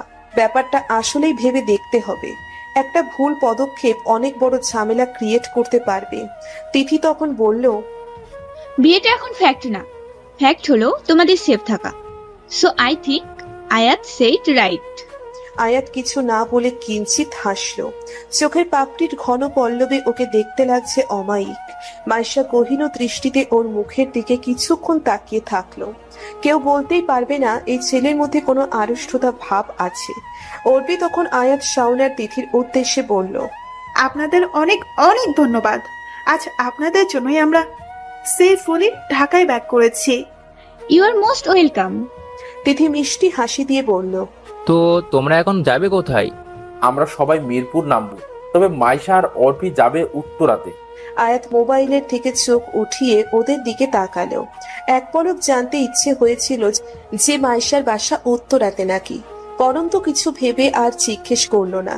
আয়াত তখন মোবাইল পকেটে রাখতে রাখতে বলল, উফ, if all of you have no problem, আমরা তোমাদের পৌঁছে দিতে পারবো। কিন্তু কিভাবে? মাইশার সন্দেহজনিত প্রশ্ন। আয়াত অকপটে উত্তর দিল, অবভিয়াসলি কার ড্রাইভ করে। শাওনের বাবা এখানকার রেল ডিপার্টমেন্টে বড় পদের একজন অফিসার, আর সরকারি গাড়ি থাকতে আমরা কেন টাকা দিয়ে বাড়িতে যাব? অবশ্যই, ফটাফট সবাই বাইরে গিয়ে দাঁড়াও, আমি কার নিয়ে আসছি। গাড়ি শা শা করে ছুটে চলেছে মেয়র মোহাম্মদ হানিফ ফ্লাইওভারের উপর দিয়ে। সরকারি গাড়ি আবার ছোট বিধায় এক প্রকার কাদাকাদি করে বসতে হচ্ছে সিটে। প্রথমে আয়াত ড্রাইভ করছে আর পাশে বসা শাওন, পিছনে বসেছে পৃথা, অর্পি, তিথি আর মাইশা। তারও পিছনে ব্যাগপত্রের সাথে ঘেঁষাঘেঁষি করে বসে আছে আনান আর সামাদ। আনান ব্যথাতুর কণ্ঠে সামাদকে বলল, শালা, আমার সাথে চিপকা বইসা আজকে আমার তো বউ পাইছস, যা দূরে সর। আমার তো আর কাজ কাম নাই যে তোর মতো হনুমানের সাথে আমি বসবো। ব্যাগগুলো তোর মাথায় রাখ, এরপরই আমি দূরে বসতে পারবো। চোখ কি মাথায় মগজে ঢুকাইয়া রাখোস? দেখোস না যে ব্যাগের জন্য আমাদের বেমালুম অবস্থা? আনান নাক সিটকিয়ে হাহাকার করতে লাগলো। আনান আর সামাদের অবস্থা দেখে সবাই মজা নিচ্ছে, সাথে খিলখিলিয়ে হেসে উঠল মাইসা। এই আনান পয়দা থেকেই এমন ছিল, এটা তো অজানা কিছু নয়। কিন্তু আজ বোধ হয় সামাদেরও আনান রোগ হয়েছে। মেঘলা আকাশটা ঢাকার পরিবেশটা আরো চমৎকার করে দিচ্ছে। আনানের সৌন্দর্য যেন আধুনিকতার সাক্ষাৎ দিচ্ছে। হঠাৎ সামনের দিকে ব্যাক মিররে চোখ গেল মাইশার। ঘন পাপড়ি বিশিষ্ট কালচে বাদামি চোখ জোড়া এক ধ্যানে সামনের দিকে তাকিয়ে আছে। পেছন থেকে মাইশা আয়াতের মুখের এক চতুর্থাংশ দেখতে গেল। পেছন থেকে মাইশা আয়াতের মুখের এক চতুর্থাংশ দেখতে পেল, তবুও যেন দৃষ্টি নেশা হয়ে গিয়েছে ওর। আয়নার স্পষ্ট দেখা যাচ্ছে কিভাবে বারবার উপরের ঠোঁট দিয়ে নিচের ঠোঁট দিয়ে আনমনে ড্রাইভ করছে আয়াত। ইউটিউবের বেশ কয়েকটা ব্লগে, আবার ইনস্টাগ্রাম পেজে এই কন্টেন্ট ক্রিয়েটার আরহাম আয়াতকে 2-3 বার দেখা হয়েছিল, কিন্তু সৌন্দর্য বা কাজকর্ম নিয়ে কখনো আগ্রহ জাগেনি মাইশার মনে। তবে এটা মানতে হবে যে আয়াত বাস্তবে এর থেকেও বেশি সুন্দর। গার্লস, আমার স্মোক করতে খুব ইচ্ছা করছে। If you give me a permission, may I? শাওনের অকপটে আবেদনে বিস্মিত হলো সবাই। যেন স্মোক করাটা কোনো ব্যাপারই না, যেন স্মোক করাটা কোনো ব্যাপারই না। আয়াতের তুলনায় শাওনও কম অংশে সুন্দর নয়। কালো ঘন চুল, শক্ত চোয়াল, ফর্সা মুখের প্রশস্ত হাসি, সব মিলিয়ে একজন সুদর্শন পুরুষ হিসেবে শাওন হয়তো বেস্ট। সাধারণত ছেলের সিগারেট খাওয়াটা কেউ ভালো চোখে না দেখলেও শাওনের ভিন্নতা হয়তো এখানে ফুটে উঠেছে। আয়াত তখন বলে উঠল, এখানে খাইস না ভাই, সামনে টোল দিতে হবে, দেখলে ঝামেলা হবে। Yeah you are right. Shaon স্বতঃস্ফূর্ত কণ্ঠে বলে উঠল। মাইশা এখনো তাকিয়ে আছে ব্যাক মিররে আয়াতের প্রতিবিম্বের দিকে, চোখ যেন কোনো ক্রমে সরছে না। হঠাৎ আয়াতও সেদিকে নজর দিল। দুজনের চোখাচোখি হতেই হঠাৎ মাইশার হার্টবিট একটা যেন মিস হয়ে গেল। মনে মনে বলে ফেলল, ওএমজি ওএমজি, আমি এবার পাগলই হয়ে যাব। যদিও মুখ ফুটে তার প্রকাশ হলো না। আয়াত অবিন্যস্ত ভঙ্গিতে এখনো আয়নায় মাইশার বড় বড় মায়াবী চোখের দিকে তাকিয়ে আছে। হঠাৎ ওর ধ্যান ভাঙল শাওনের ধাক্কায়। হোয়াট হ্যাপেন আয়াত? ব্যাক মিররে এভাবে কি দেখছিস? লজ্জায় চোখ ফিরিয়ে নিল মাইশা। নিজের মাথায় নিজেরই বাড়ি মারতে মন চাচ্ছে ওর। এতক্ষণ কিভাবে ক্যাবলাকান্তের মতো আয়াতের দিকে তাকিয়েছিল এটা ভাবতেই অদ্ভুত সম্মোহনীতে পড়ে গেল। আয়াত মিররে মাইশার দিকে তাকিয়ে গম্ভীর দৃষ্টিতে শাওনকে বলল, তেমন কিছু না। আয়াতের তেমন কিছু না কথাটার মধ্যেও এক অন্যরকম আকর্ষণ ছিল, যা মাইশার শরীরে শিহরণ জাগিয়ে তুলেছে। মাইশা বড্ডই ভাবুক মেয়ে, ছোট্ট একটি বিষয় নিয়েই ভাবনায় মশগুল হয়ে পড়ে। আয়াতের এই ছোটখাটো বিষয়ও মাইশাকে ভাবুক করে তুলেছে। আচ্ছা, এটা আগে এমন ছিল না, তবে হুট করে এক রাতে ব্যবধানে এত পরিবর্তন আসলো কিভাবে? উত্তরার 2 নম্বর সেক্টরটি সুন্দর। প্রতিটি বিল্ডিং এর মাঝেই বড়সড় জায়গা খালি রয়েছে। শীতের আমেজে গাছের পাতাগুলোতে মলিনতায় ভরপুর। গাড়ি এখন চলেছে এই রাস্তাটিকে কেন্দ্র করেই। আনান সামাদ নেমেছে মিরপুরে, আর পৃথা নেমেছে আর একটু এগিয়ে ওর খালামনির বাসার সামনে। এরপর মাইশা আর অর্পিকে উত্তরাতে পৌঁছে দেওয়ার জন্যই আপনাদের বাসা কোথায়? গাড়ির স্টিয়ারিং ঘোরাতে ঘোরাতে বলল, সেটা না জানলেও চলবে। ভয় হচ্ছে যে হুট করে আপনার বাসায় চলে যাব কিনা। মাইশার স্থির কণ্ঠে আয়াত মিরর দিয়ে আরো একবার মাইশার দিকে তাকালো। পরন্ত দুপুরে এমন তীক্ষ্ণ চাহনিতে মেয়েটাকে স্নিগ্ধ লাগছে। আয়াত বিদ্রুপ হাসি হেসে বলল, হুট করে আমার বাসায় এমন অপরূপ সুন্দরী মেয়ে আসলে নিজেকে ভাগ্যবান মনে হবে। You know what, privacy is the best policy. মাইশার শরীরে যেন শুয়োপোকা কিলবিল করছে। আজীবন শুনেছে honesty is the best policy, তবে এই প্রথম শুনলো privacy is the best policy. অবমানে থমথম করছে ওর মুখখানা। আচমকা গম্ভীর কণ্ঠে বলল, স্টপ দ্য কার। আয়াত খেয়াল করলো এখনো আবাসিক এরিয়াতে প্রবেশ করেনি গাড়িটা, তবুও গাড়ি থামিয়ে বলল, কেন? আমরা এসে পড়েছি। আমাকে মানসিক পাগল লাগছে তোমার? এটা কোনো আবাসিক এরিয়া না। সো তোমার ঠিকানা বলো, আমি পৌঁছে দিচ্ছি। এখানেই নামিয়ে দিন। You know what, privacy is the best policy. Ayat বুঝে গেল একটু আগের কথায় এই মেয়ে আবারও ক্ষেপে গিয়েছে। মেয়েটার চোখে মুখে সুচালো এক ধরনের ভাব, ঠোঁট কামড়ে যেন বিরক্তির প্রকাশ ঘটাচ্ছে। আয়াত ঠোঁট টিপে হেসে ফেলল মাইশার বেগতিক অবস্থা দেখে। আয়াতের ওর ঠোঁট চাপা হাসি দেখে মাইশার মাথা আরো আগুন ধরে গেল, তবে আয়াতকে মোটেও বিচলিত দেখালো না। চোখে যেন কৌতুক খেলছে। আয়াত দুষ্টু কণ্ঠে বল, আমি আমার অ্যাড্রেস দিলাম না বিধায় এত রাগ? উফ, ব্যাপারটা ভালো দেখাচ্ছে না। Something something. মাইশা আয়াতের ওই কৌতূহল ভরা ড্যাম কেয়ার দৃষ্টি দেখে আর স্থির থাকতে পারল না। এক প্রকার চেঁচিয়ে বলে উঠল, দেখুন, এভাবে তাকানোর কিছু নেই। আপনি যেটা ভাবছেন সেটা সত্য নয়। আয়াতের ঠোঁটের হাসি আরো প্রসারিত হলো। নির্দোষ গলায় বলল, ও তাই নাকি? কিন্তু আমি কি ভাবছি বলো তো? আমি নিজেই তো জানি না যে আমি কি ভাবছি। এতটুকু বলে অর্পির দিকে তাকিয়ে বলল, তুমি জানো আমি কি ভাবছি? মাইশা আয়াতের ঠাট্টা ধরতে পেরেই অপমানে মুখ থমথমে করে ফেলল। মুখটাতে কেমন যেন কাঁদো কাঁদো ভাব। মাইশা কটমট করে আয়াত নামের সুদর্শন ছেলেটার দিকে কিছুক্ষণ তাকিয়ে অর্পিকে বলল, গাড়ি থেকে বের হবো অর্পি। বলেই মাইশা নেমে পড়ল। অর্পি মাইশার আকস্মিক কাণ্ডে তৎক্ষণাৎ হক চুকিয়ে গিয়েছে। অবাক গলায় বলল, কেন? বিয়ে করে এখানে সংসার পাচ্ছি নাকি? চল আমার সাথে। অর্পি বিস্ময়ে হা হয়ে রইল, কেননা এই মাইশা ওর অচেনা। এত তুচ্ছ একটা ঘটনায় মাইশা এমন বাচ্চামো করে বসবে এটা বেরিয়ে এলো। মুখে এখনো সেই স্মিত হাসি। মাইশাকে অবাক করে দিয়ে বলল, I have never seen weird girl as you. যেদিকে মেয়েরা আরহাম আয়াত বলতে পাগল না হলেও একবার চোখ বুলিয়ে নিতে চায়, সেখানে তুমি ডিফারেন্ট। জানি না আমাদের দেখা হবে কিনা, but I like your madness. Have a good day. আয়াতের কণ্ঠ সম্মোহিনীর মতো টানছিল মাইশাকে। এর মধ্যে আয়াত গাড়ি নিয়ে চলে গেল উত্তরার সুন্দর রাস্তা দিয়ে। আয়াতের উপর সমস্ত রাগ নিমেষে ডিসেম্বরের হাওয়ায় মিলিয়ে যায়। আয়াতের ঠোঁট টেপা হাসি, চাপ দাড়ি, কালচে বাদামি চোখ সবকিছু রোদের আবরণে দৃশ্যমান লাগছে মাইশার কাছে। কানের কাছে নূপুরের ধ্বনির মতো বাজছে, আই লাইক ইয়োর ম্যাডনেস।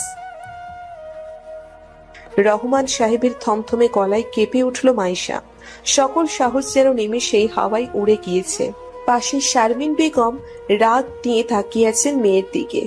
জোয়ান মেয়ে হলেও বন্ধু বান্ধবদের সাথে এভাবে হুট করে যাওয়া মোটেও পছন্দ করেননি তিনি। দক্ষিণ দিকের বড় জানালা দিয়ে হুড়হুড় করে বাতাস বইছে। জানালার সাথে লাগোয়া পাতাবাহারের ঝোপে এক পলক তাকালো মাইশা। অন্য সময় মুগ্ধতার চোখে সেখানে তাকালেও এখন চিন্তা নিয়ে সেখানেও জানালা দিয়ে হুড়হুড় করে বাতাস বইছে। জানালার সাথে লাগোয়া পাতাবাহারের ঝোপে এক পলক তাকালো মাইশা। অন্য সময় মুগ্ধতার চোখে সেখানে তাকালেও এখন চিন্তা নিয়ে সেখানে তাকিয়ে আছে। তোর আব্বু কিছু বলছে মাইশা, কথা বলছিস না কেন? শারমিন বেগমের ক্রোধিত কণ্ঠে মাইশার হুঁশ ফেরে। ও জানতো যে বাসায় এলে এরকম কোনো পরিস্থিতিই হবে। আব্বুকে বলে ও পঞ্চগড় গিয়েছিল ঠিকই, তবে মেয়ে পালিয়ে নিয়ে আনবে এটা কাউকে বলেনি। গতকাল ভুলবশত আম্মুর ফোন রিসিভ হয়ে যাওয়াতে আম্মু সব ঘটনা বুঝে ফেলে। মাইশা আমতা আমতা করে বলল, পৃথাকে নিয়ে আসতে গিয়েছিলাম। কোন পৃথা? মিরপুরে যে ওর খালামণিদের বাসায় থাকে, আমাদের সাথেই পড়াশোনা করে। লাশ শরম কি খেয়ে ফেলেছিস তুই? কি হিসেবে বিয়ের আসর থেকে একটি মেয়েকে পালিয়ে নিয়ে আনলি? এটাই তোর শিক্ষা? আমার তুমি ফুল বুঝছো। ওর বাবা মা ওকে জোর জবরদস্তি 40 বছর এক বুড়ার সাথে বিয়ে দেওয়ার জন্য উঠে পড়েছিল। আর তাই বিয়ের আসর থেকে এক মেয়েকে পালিয়ে নিয়ে আসার মতো মহৎ কাজ করেছো তুমি, তাই না? বলে উঠলেন রহমান সাহেব। মাইশা নিশ্চুপ। শারমিন বেগমও বিরক্তি নিয়ে তাকিয়ে আছেন ওর দিকে। এ বয়সের ছেলেমেয়েরা খুব ভিন্ন প্রকৃতির হয়। নিজের সকল সিদ্ধান্তকেই ওরা সঠিক আর বিবেক সম্পন্ন মনে করে। শারমিন বেগম দুর্বল গলায় বললেন, মেয়েটা এখন কোথায় আছে? ওর খালামণির বাসায়। ওদের বাড়িতে ঝামেলা হবে না তো যদি মেয়েটার খালামণি ওর পরিবারকে জানিয়ে দেয়? ও নিয়ে টেনশন করো না। মাইশার মলিন গলায় শারমিন বেগম নিরাশ হলেন। একটা দীর্ঘ নিঃশ্বাস বিড়ে বললেন, তোর এভাবে চলাফেরা করাটা উচিত না রে। বন্ধু বান্ধব যেন সুদের মতো তোর জীবনে চক্রবৃদ্ধি হারে বাড়ছে। আর পারলে ছেলের সঙ্গ থেকে দূরে থাকিস, এমনকি আনান আর সামাদ থেকেও।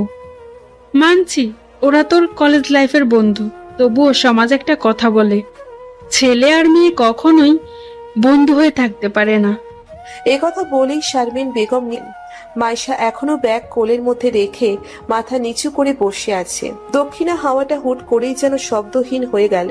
পুরো ঘরটিতে রইল মৌনতা। রহমান সাহেব হালকা কাশলেন। বড় ছেলে নুহাস আর মাইশার একই রকম বৈশিষ্ট্যগুলোতে তিনি বারবার নিরাশ হলেও মেয়েটাকে বড্ড ভালোবাসেন তিনি। রহমান সাহেব এগিয়ে মাইশার মাথায় হাত রাখল। মাইশা মামনি। আব্বুর এই স্নেহের ডাকটা মাইশার অজস্র অভিমানের বাঁধ ভেঙে দিতে পারে। কোমল কণ্ঠে সেদিকে না তাকিয়েই বলল, তোমার আম্মুর মতো তোমায় কখনোই কোনো কাজে আমি বাধা দেইনি। নুহাসের মতো তোমাকে পূর্ণ স্বাধীনতা দিয়েছি আমি। কখনো কোনো কৈফিয়ত দিতে বলিনি, আজও বলবো না যে আনান বা সামাদের সাথে বন্ধুত্ব নষ্ট করো। তবে একটা কথা দিতে হবে। কি কথা? রহমান সাহেব মাইশার কাছে বসলেন। মেয়েটা ফ্যাল করে তাকিয়ে আছে বাবার তীক্ষ্ণ চাহনির দিকে। রহমান সাহেব বললেন, জীবনে এমন কোনো কাজ করবে না যাতে একবারের জন্য আমার মনে হয় যে তোমার স্বাধীনতার দেয়াটা আমার সবচেয়ে বড় ভুল ছিল। কখনোই যেন তোমার জন্য আমাকে, তোমার মা আর বড় ভাইকে অপমানিত না হতে হয়। আশা করি এমন কোনো কাজ করবে না। মাইশা হতভম্ব হয়ে রইল রহমান সাহেবের এমন কথায়। বাবাকে এতটা গুরুগম্ভীর কখনোই মনে হয়নি যতটা আজ মনে হয়েছে। মাইশা মুচকি হাসল। বাবার হাতে হাত চেপে বলল, তোমার কথা কখনোই আমি অমান্য করব না। এমন কোনো কাজ করব না যাতে তোমায় কষ্ট পেতে হয়, কথা দিলাম। রহমান সাহেব স্বস্তির নিঃশ্বাস ফেললেন। আদুরে গলায় মাইশাকে বললেন, যাও রুমে গিয়ে বিশ্রাম নাও। কুয়াশার আবরণে আবদ্ধ ছাদের ছোট্ট ঘরে ল্যাপটপের মধ্যে নেটফ্লিক্সে চার্লি চ্যাপলিনের একটা মুভি চলছে। আশেপাশে কোকের বোতল, ফুড ব্লেন্ডার পার্সেলের খোলা প্যাকেট আর আধোয়া প্লেট পড়ে আছে। সেদিকে মাইশার কোনো ভ্রুক্ষেপ নেই। টেবিল ল্যাম্পটা একবার অন করছে তো একবার অফ করছে। আজ 4 দিন হয়ে গেল মাইশা ঢাকা এসেছে, কিন্তু নিজের মধ্যে বিরাট একটা পরিবর্তন দেখে মাইশা অবাক হয়ে যায়। এই কয়েক দিনে একটিবার শুধু পৃথার সাথে দেখা করার জন্য বেরিয়েছিল, তারপর একবারও না। এর কারণ ওর অজানা, শুধু এতটুকু জানে আয়াতের স্মৃতি মাছির মতো ওর মাথায় ভনভন করছে। সেদিন বিকেলে আয়াতের সাথে রাগারাগির কথা মনে করে লজ্জাও লাগছে বটে। কানের মধ্যে তরঙ্গের মতো বাজছে আয়াতের শেষ কথাটা, আই লাইক ইউর ম্যাডনেস। মাথাটা এলিয়ে দিল মাইশা টেবিলের মধ্যে। আয়াতের ওই নেশা মাখানো কথাগুলো কোনো ক্রমে স্মৃতিতে আনতে চাচ্ছে না। বিড়বিড়িয়ে বলে উঠল, শেষে ওই কথাটা না বললেই পারতেন না? তবে আমার এমন পাগল পাগল লাগতো না। হঠাৎ মোবাইলের রিংটোনে ধ্যান ভাঙলো মাইশার। আননোন নাম্বার স্ক্রিনে ভেসে উঠেছে। মাইশার কপাল কুঁচকে এলো। আনানের এখন পেলে ইচ্ছে মতো চর থাপ্পড় মারলেই যেন ওর অশান্ত মন শান্ত হতো। দাঁতে দাঁত পিষে বলল, হারামজাদা একটু কল্পনাও করতে দিব না। প্রচন্ড বিরক্তি নিয়ে কল রিসিভ করলো মাইশা। ওপাশ থেকে আনান বলল, কি ভাইয়া, মোবাইলে শ্রাদ্ধ হয়েছে নাকি? 2 দিন ধরে কল করতেছি, হারামির ফোন ধরলে কি তোর জামাই মরতো? আমার জামাই মরুক আর না মরুক, তোরে ঠিকই মারতাম। এতই যখন বন্ধুপ্রীতি মানুষ, তাহলে বাসায় আসতি। আমি আসুম আর তোর বদমাস ভাই আমারে কিছু করবো না, এটা কি সম্ভব? হালায় রাখতো নাকের ডগায় নিয়ে ঘুরে, আমারে তো দেখলেই কাঁপাকাঁপি শুরু হয়ে যায়। অন্য সময় নিজের ভাইয়ের বদনাম শুনে মাইশা আনানের ছাড়ি মেরে নিঃশেষ করে ফেলতো, কিন্তু এখন এসব কিছুর মন মেজাজে মাইশা নেই। দুর্বল কণ্ঠে তাই বলল, ফোন করেছিস কেন এটা বল। কাল ক্যাম্পাসে আসিস, তোর ছাড়া ভালো লাগে না রে। অর্বিট, প্যান প্যান, আমার বৃথার বাবু বাবু ডাক, এগুলো শুনি না মাথাটা ম্যাজম্যাজ করতেছে। ও তোর হইছেটা কি? কোন পলার শোকে এমন দেবদাসী হইয়া বসে আছিস? মাইশা শুকনো ঢোক গেলে। আয়াতের নাম যে সারাক্ষণ মাথায় খুরখুর করছে, এটা কিছুতেই আনানকে বুঝতে দেওয়া যাবে না। আমতা আমতা করে বলল, মানে আমি আবার কোন ছেলের কথা ভাববো? তুই পাগল তুই? আসলে আমার মাথাটা মনে হয় গেছে। তুই আবার একটা ছেলে নিয়ে ভাববি? সেদিন আয়াত ভাই তোরে কোলে নিয়েছিল বলে তার গালে কি থাপ্পড়টাই না দিছিলি। আমি তার জায়গায় থাকলে তো তোরে লাথি দিয়ে ট্রেন থেকে ভাড়া দিতাম। সেদিকে তো উনি কিছুই করে নাই। আয়াত নামটা শুনতেই মাইশার বুকে যেন ঠান্ডা হাওয়া বয়ে গেল। নীরব হয়ে গিয়েছে এক প্রকার। আনানকে কি বলবে? এই 4 দিন আয়াত নামক চরিত্রের বেড়াজালে আবদ্ধ ছিল। যে ছেলেটাকে যাচ্ছে না তাই বলেছে, সেই ছেলেটার সাথে শুভ দৃষ্টি হয়েছিল একটা। কিরে চুপ হয়ে গেলি কেন? আয়াত ভাইয়ের কন্ট্যাক্ট নাম্বার তোর কাছে আছে? ইস, আনন্দ যদি বুঝে ফেলে তবে সর্বনাশ হয়ে যাবে। হুট করে মাইশার কথার আগা গোড়া যেন কিছুই বুঝতে পারল না। আমায় কোনে নিজের কন্ট্যাক্ট নাম্বার দিবে? এসব কি আবল তাবল বলতেছস তুই? ওইরকম সেলিব্রিটি মানুষের দেখা ক্ষণিকের জন্য হয়েছিল, ঠিক আছে? আল্লাহ জানে আর কখনো দেখা হবে কিনা, কিন্তু তুই হঠাৎ ওনার সাথে যোগাযোগ করতে চাইছিস কেন? এমনিতেই। আচ্ছা রাখ, পরে কথা বলবো না। আগামীকাল ক্যাম্পাসে দেখা হবে। Good night. আনানকে আর একটা কথা বলার সুযোগ না দিয়ে টুট করে কল কেটে মোবাইলটা খাটে ছুঁড়ে মারে। চিন্তায় পড়ে গিয়েছে যে আনান কিছু বুঝলো কিনা। চিলেকোঠার অগোছালো রুমটি থেকে বের হয়ে ছাদে পা রাখলো মাইশা। উত্তরে হাওয়াতে সর্বত্র ছড়িয়ে গিয়েছে ঠান্ডার আমেজ। 2 তল বিশিষ্ট এই বাড়িটির ছাদ মাইশার খুবই প্রিয়। দক্ষিণ দিকের পাতাবাহারের ঝোপটা অদ্ভুত সুন্দর লাগছে। ছাদের রেলিং ঘেঁষে বসে মাইশা খোলা আকাশটার দিকে তাকালো। আকাশটা সুবিশাল, অল্প ব্যবধান নিয়ে তারাগুলো যেন ওর দিকে তাকিয়ে আছে। মাইশার হঠাৎই মনে পড়ল ট্রেনের সেদিনের রাতের কথা। আয়াতের নির্লিপ্ত ভঙ্গিমায় তাকানো, কালচে বাদামি চোখ জোড়া, ঠোঁটের স্মিত হাসি, ভয়ঙ্কর রেগে গেলে ফর্সা মুখমণ্ডল অবলীলায় লাল হয়ে যাওয়া, সব মিলিয়ে ছেলেটা অনন্য। কিন্তু ছেলেটার সৌন্দর্যের মায়ায় মাইশা পড়েনি। মাইশা হারিয়ে গিয়েছে ওর কথার মায়ায়। বিপদজনক নেশা আছে আয়াতের প্রতিটা কথায়, প্রতিটা ছন্দে। সেদিন গাড়িতে যখন দুজনের চোখাচোখি হলো, তখন তো মাইশার হার্টবিট যেন মিস হয়ে গিয়েছিল। আচ্ছা, ওর কথায় তো ভাবছে কেন মাইশা? এর উত্তর যেন পেয়েও স্বীকার করলো না, তাই বিড়বিড়িয়ে বলল, আয়াত মানুষটা ভুলে যাব আমি। ছেলেটা জাস্ট মোহ আর কিছুই না, রিল্যাক্স।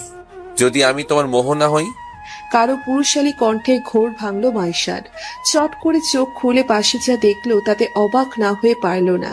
আয়াতর পাশে রেলিংয়ে মাথা এলিয়ে বসে আছে, কালচে বাদামি চোখের সেই তুখর দৃষ্টি মাইশার দিকে। ভাবনার রাজকুমারকে কেউ যখন হঠাৎ সামনাসামনি দেখে ফেলে তখন কোনো প্রতিক্রিয়া করা যায় না। মাইশার এখন ঠিক অমন অবস্থা, চোখ বড় বড় করে গিয়েছে আর ঠোঁট রীতিমতো কাঁপছে। আয়াতের সেই স্মিত হাসি। আপনি এখানে কিভাবে? Heart connection babe. তুমি 4 দিন আমায় নিয়ে ভাবনা রাজত্ব করছো, তাই রাজকুমারকে আসতে হবে না। নিজের জঙ্গলি বিড়াল উপস ভাবুক রানীর কাছে। আয়াতের এই কথাটা মাইশার নিঃশ্বাস বন্ধ করতে যথেষ্ট। ছেলেটার প্রতিটা বাক্য বুকে জোয়ার নিয়ে আসে। ইস, এত মোহনীয়তা কেন এই কণ্ঠের মধ্যে? চারিদিকের ফুরফুরে হাওয়াতে আয়াতের উপস্থিতিটা মাইশার স্নায়ু নাড়িয়ে দিয়েছে। কেমন যেন দম বন্ধকর অনুভূতি। ইচ্ছে করছে এই আগ্রাসী কণ্ঠের ব্যক্তির প্রশস্ত বুকে নিজেকে হারিয়ে ফেলতে। আয়াত এক হাত দিয়ে আলতো করে মাইশার চুল কানে কুঁচে দিল। কেঁপে ওঠে মাইশা, মনে মনে দোয়া করছে এটা যেন কল্পনা হয়। এত মোহনীয় ব্যক্তির মায়াজালে কিছুতেই আবদ্ধ হওয়া যাবে না। আয়াত মিহি কণ্ঠে বলল, জীবন বারবার সবাইকে অপ্রত্যাশিত জায়গায় দাঁড় করিয়ে দিবে। আমার প্রতি তোমার অনুভূতিটাও এমন। যতই আমার সাথে পায়ে পাড়া লেগে ঝগড়া করো না কেন, আমাদের হার্ট কানেকশন হয়ে গিয়েছে। Heart connection? আয়াত ঠোঁট টিপে মৃদু হাসে, তারপর মাইশার কানের কাছে এগিয়ে বলে, ইয়া মাইশু পাখি, আমার প্রেমে পড়েছ তুমি। না হলে এইভাবে দিনরাত আমার জল্পনা কল্পনা করে বেড়াতে না, ভাবতে না আমার কথা। সেদিনের পর নিমিষেই আমায় ভুলে যেতে। মাইশা এখন ঘোরের মধ্যে আছে। এটা কি আদেও আয়াত নাকি ওর অবচেতন মন, এটা বুঝতে পারছে না। কাপা কাপা গলায় বলল, আমি কেন আপনার প্রেমে পড়বো? Why I am in love with you? কারণ তোমার পাগলামিটা আমার ভালো লাগে, আর এটার জন্যই তুমি আমার প্রেমে পড়েছো। আই লাইক ইউর ম্যাডনেস মাইশু পাখি। আয়াত মাইশা দিয়ে স্বস্তির নিঃশ্বাস ফেললো। মাইশা অনবরত নিঃশ্বাস ফেলছে, কপাল আর নাকের ডগায় বিন্দু বিন্দু ঘাম। এতক্ষণ সেই অপ্রত্যাশিত স্বপ্ন দেখে মাইশার অবচেতন হাত আচমকায় ডান কানের লতি স্পর্শ করলো।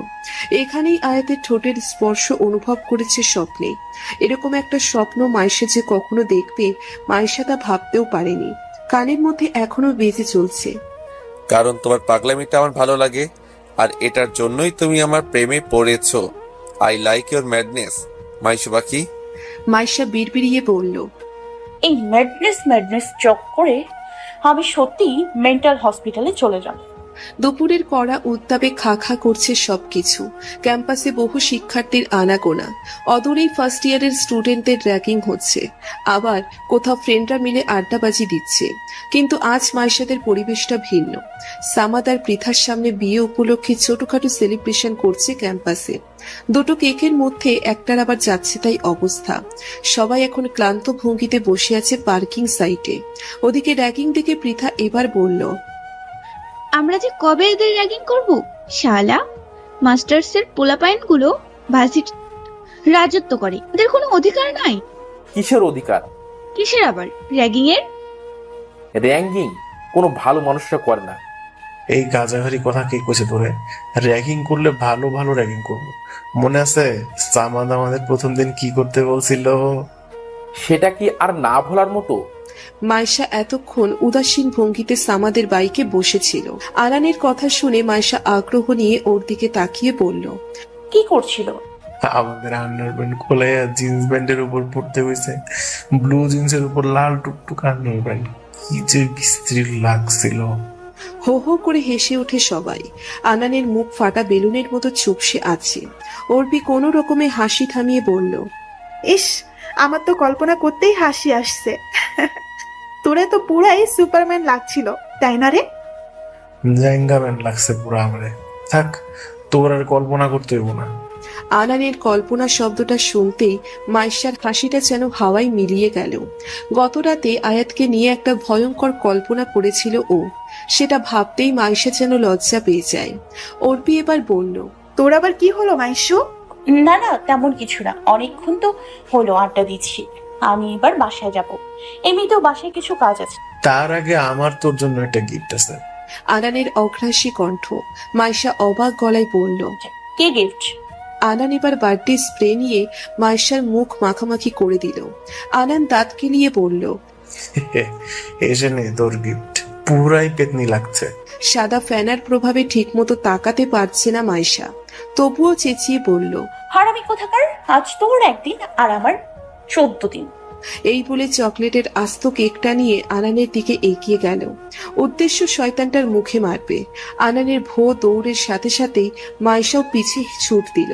চিল্লিয়ে বলল, আনন্দ থাম, আজ তোর ধলা মুখটারে যদি কাইল্লা না করেছি আমার নামও মাইশা না। সারা পার্কিং সাইড গমগম করছে এই পরিস্থিতিতে। মাইশা কেকটা আনানের দিকে ছুঁড়ে মারতেই দুর্ভাগ্যবশত তা আনানের মুখে না লেগে লাগলো অন্য কারো মুখে। থেমে গেল মাইশা, সাথে হই হুল্লোড়টাও। মাইশা স্তব্ধ হয়ে তাকিয়ে আছে আগন্তুকের পাশে দাঁড়ানো মানুষটার দিকে। শাওন দাঁড়িয়ে আছে, তবে যেই ছেলেটার মুখে মাইশা কেক ছুঁড়ে মারল সেটা কি তবে? মাইশা কাঁপা কাঁপা গলায় বলল, আপনি? নিচের মুখে আচমকা কেউ কেক ছুঁড়ে মারাতে প্রথমে স্তব্ধ হয়ে গিয়েছিল আয়াত। সাদা শার্ট আর মুখের অনেকাংশে এভাবে চকলেট কেক ভরে থাকতে দিয়েও হতভম্ব হয়ে গিয়েছে। এর থেকেও আরো বেশি অবাক হয়েছে তার মুখ বরাবর দাঁড়িয়ে থাকা মেয়েটার দিকে। মেয়েটার মুখেও অনেকাংশে বার্থডে স্প্রের ফেনা দিয়ে মাখানো। তার থেকেও আরো আজব ব্যাপার, মেয়েটা অন্য কেউ না, মাইশা। ওদের কাছে এক প্রকার দৌড়ে আসলো সামাদ, পৃথার অর্পি। এই সুদর্শন চকলেট ম্যানকে দেখে সবাই যেন কিং কর্তব্য বিমূঢ়। মাইশা এবার কি করবে ভেবে পাচ্ছে না। অদূরেই আনান কাছুমাছু হয়ে এগিয়ে আসছে। মাইশার ইচ্ছে করছে এই আনানকে এখন ড্রেনে চুবিয়ে মারতে, কিন্তু এখন এই পরিস্থিতি নেই। ব্যতিব্যস্ত হয়ে আয়াতের কাছে এগিয়ে বলল, আই এম সরি, আমি ইচ্ছে করে আপনাকে কেক ছুঁড়ে মারিনি। আয়াতের রাগ হচ্ছে এবার, প্রচন্ড রাগ। এই পাগলাটে মেয়েটার সাথে দেখা হওয়ার পর থেকে প্রতিবারই উল্টোপাল্টা কিছু না কিছু হচ্ছে। কোনো মতে মুখ মুছে বলল, কেক কি ছুঁড়ে মারার জিনিস স্টুপিড? আমার মুখ শার্ট সবকিছু ক্রিমে ভরে গেল। মাইশা ঠোঁট কামড়ে দাঁড়িয়ে আছে। এই ছেলেটাকে নিয়ে এতটা জল্পনা কল্পনা করে অথচ মুখোমুখি দাঁড়িয়ে মাইশা যেন, ওই বেড়া, তোর সাদা শার্টের চকলেটের ছোপ ছোপ দাগ পড়ে গিয়েছে, এই নিয়ে প্রফেসরের কাছে যেতে পারবি? আমি আর যাবো কিভাবে? এক কাজ করো, তুই ফাইলগুলো নিয়ে যা, আমি যাব না। কিন্তু কিন্তু কি? স্যারের কাছে এমনি চকলেট ভূত হয়ে যাব। নিজে সে ওর। শাওন তীক্ষ্ণ চোখে মাইশার দিকে তাকায়, চুটকি বাজিয়ে বলল, মাইশা কিছু বলতে যাবে, আয়াত চেঁচিয়ে বলল, পাগল হয়েছিস তুই?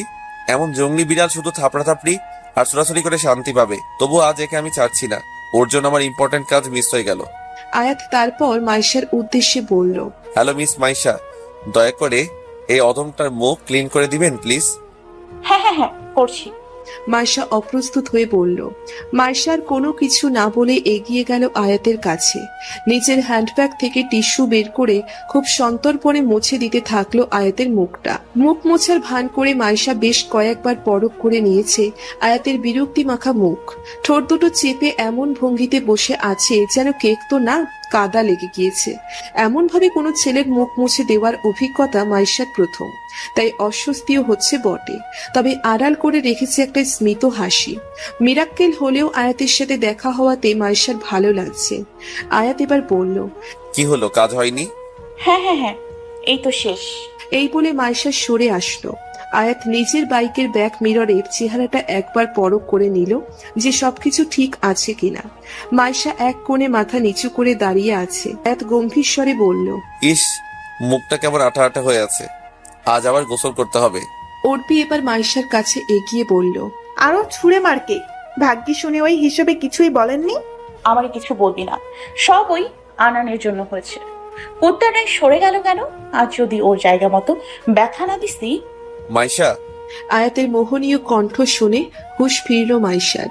এই প্রথম আয়াত ওকে নাম ধরে সম্বোধন করেছে, তাই ফটাফট করে উত্তর দিয়ে বলল, জি বলুন। আয়াত ঠোঁট কামড়ে এগিয়ে আসলো মাইশার দিকে। মাথায় যে কোনো ভয়ঙ্কর পরিকল্পনা চলছে তা ভালো মতোই বোঝা যাচ্ছে। মাইশার কৌতূহলটা তার আচমকা নিভে গেল। যতই হোক, এই অসভ্যতাটারে নিয়ে কোনো ভরসা নেই। আয়াত তুখর কণ্ঠে বলল, তোমায় কি শাস্তি দেওয়া যায় বলো তো? আয়াতের ঠোঁটের কোণে বাঁকা হাসি। মাইশা ফ্যালফ্যাল করে তাকিয়ে থাকলো কিছুক্ষণ সেই হাসিটার দিকে, তারপর শুকনো ঢোক গিলে বলল, আমি তো সরি বলেছি, তারপরেও আবার কি শাস্তি? আয়াত পকেটে হাত ঢুকিয়ে বলে উঠল, ইউ নো হোয়াট, তুমি ভারী ডেঞ্জারাস মেয়ে। আমার মুখে তুমি কেক ছুঁড়ে মেরেছ আর আমি কিছুই বলবো না, এটা তুমি ভাবলে কি করে? আমি কি ইচ্ছে করে করেছি? আয়াত মাইশার মুখের কাছাকাছি এগিয়ে বলল, আমি কেন মানবো? তুমি তো আমাকে সহ্যই করতে পারো না, আর তাই বোধহয় তুমি। মাইশা কপাল কুঁচকে ফেলে। ছেলেটা যে ওকে এখন রাগাতে চাইছে, মাইশা ভালো মতোই তা অনুধাবন করতে পেরেছে। তো বলুন, আমায় কি করতে হবে? দাঁতে দাঁত চেপে বলল মাইশা। আয়াত হাসে, স্বাভাবিক ভঙ্গিমায় বলে, আমার শার্ট যেহেতু তুমি নষ্ট করেছো, তো তোমাকে সাফ করতে হবে। মাইশার চোখ ছানা বড়া হয়ে যায়। অবাক প্রসন্ন হয়ে বলল, হোয়াট? আমি কেন আপনার সাথ ধরতে যাবো? আমার নিজের বউ পাচ্ছেন নাকি? তোমার মতো জঙ্গলি বিড়ালের এই বউ বানালে ছেলেদের জীবন খামচিময় হয়ে যাবে। আর শার্ট কি নিজের বউরে দিয়ে ধোয়? মাঝে মাঝে তো কাজের লোকদের দিয়েও। বলেই আয়াত ঠোঁট টিপে হাসে। মাইশা চোখ রাঙানি দিয়ে বলল, আমি এসব কিছু করবো না।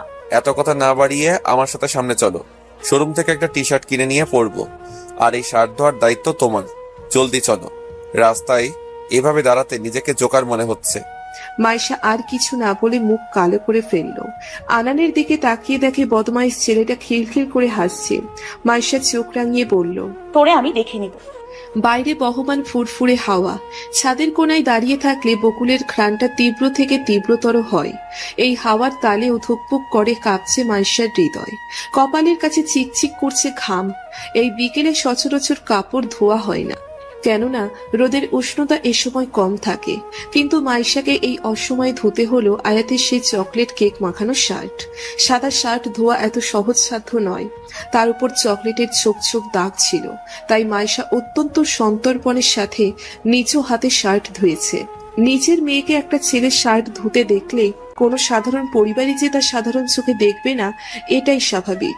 তাই এই পড়ন্ত বিকেলে গুটি গুটি পায়ে ছাদে শার্ট মেলতে এলো মাইশা। শার্টটি গরম পানি দিয়ে ভালো মতো ধুলেও আয়াতের গায়ের তীব্র বডি স্প্রের ঘ্রাণটা মাইশার নাকে ভেসে আসছে। বিকেলের আমেজে আকাশ কমলা রং ধারণ করেছে। পশ্চিমা দিকটা বেশ সুন্দর। মাইশা একটি লম্বা শ্বাস নিয়ে যেই না নিচে নামতে যাবে, তখনই সিঁড়ির সামনে আম্মুকে দেখে থমকে যায়। ভয়ে বুকটা দুরু দুরু করছে। কথায় আছে না, চোরের মন পুলিশ পুলিশ। এখন মাইশার ঠিক অমনই মনে হচ্ছে। আমতা আমতা করে বলল, আম্মু, তুমি? তুই আবার কবে থেকে তোতলাতে শুরু করলি? আম্মুর কড়া কণ্ঠ শুনে কয়েকবার শুকনো ঢোক গিলে ফেললো মাইশা। হাতের মধ্যে এখনো বালতিটা আছে।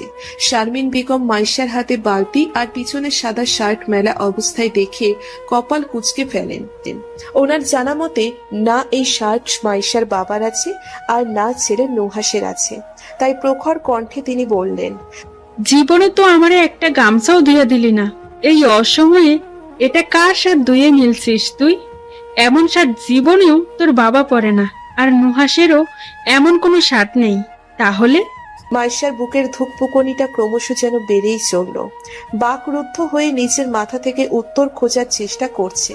শারমিন বেগম এখনো উত্তরের জন্য মেয়ের মুখপানে তাকিয়ে আছেন। কি হলো, বলছিস না কেন? কার শার্ট এটা? মাইশা বুঝে ফেললো এখন বেশিক্ষণ চুপ থাকলে আঞ্জুমান সন্দেহ করবে। এই ঠান্ডা আমেজেও তরতর করে খামার অবস্থা হয়েছে মাইশার।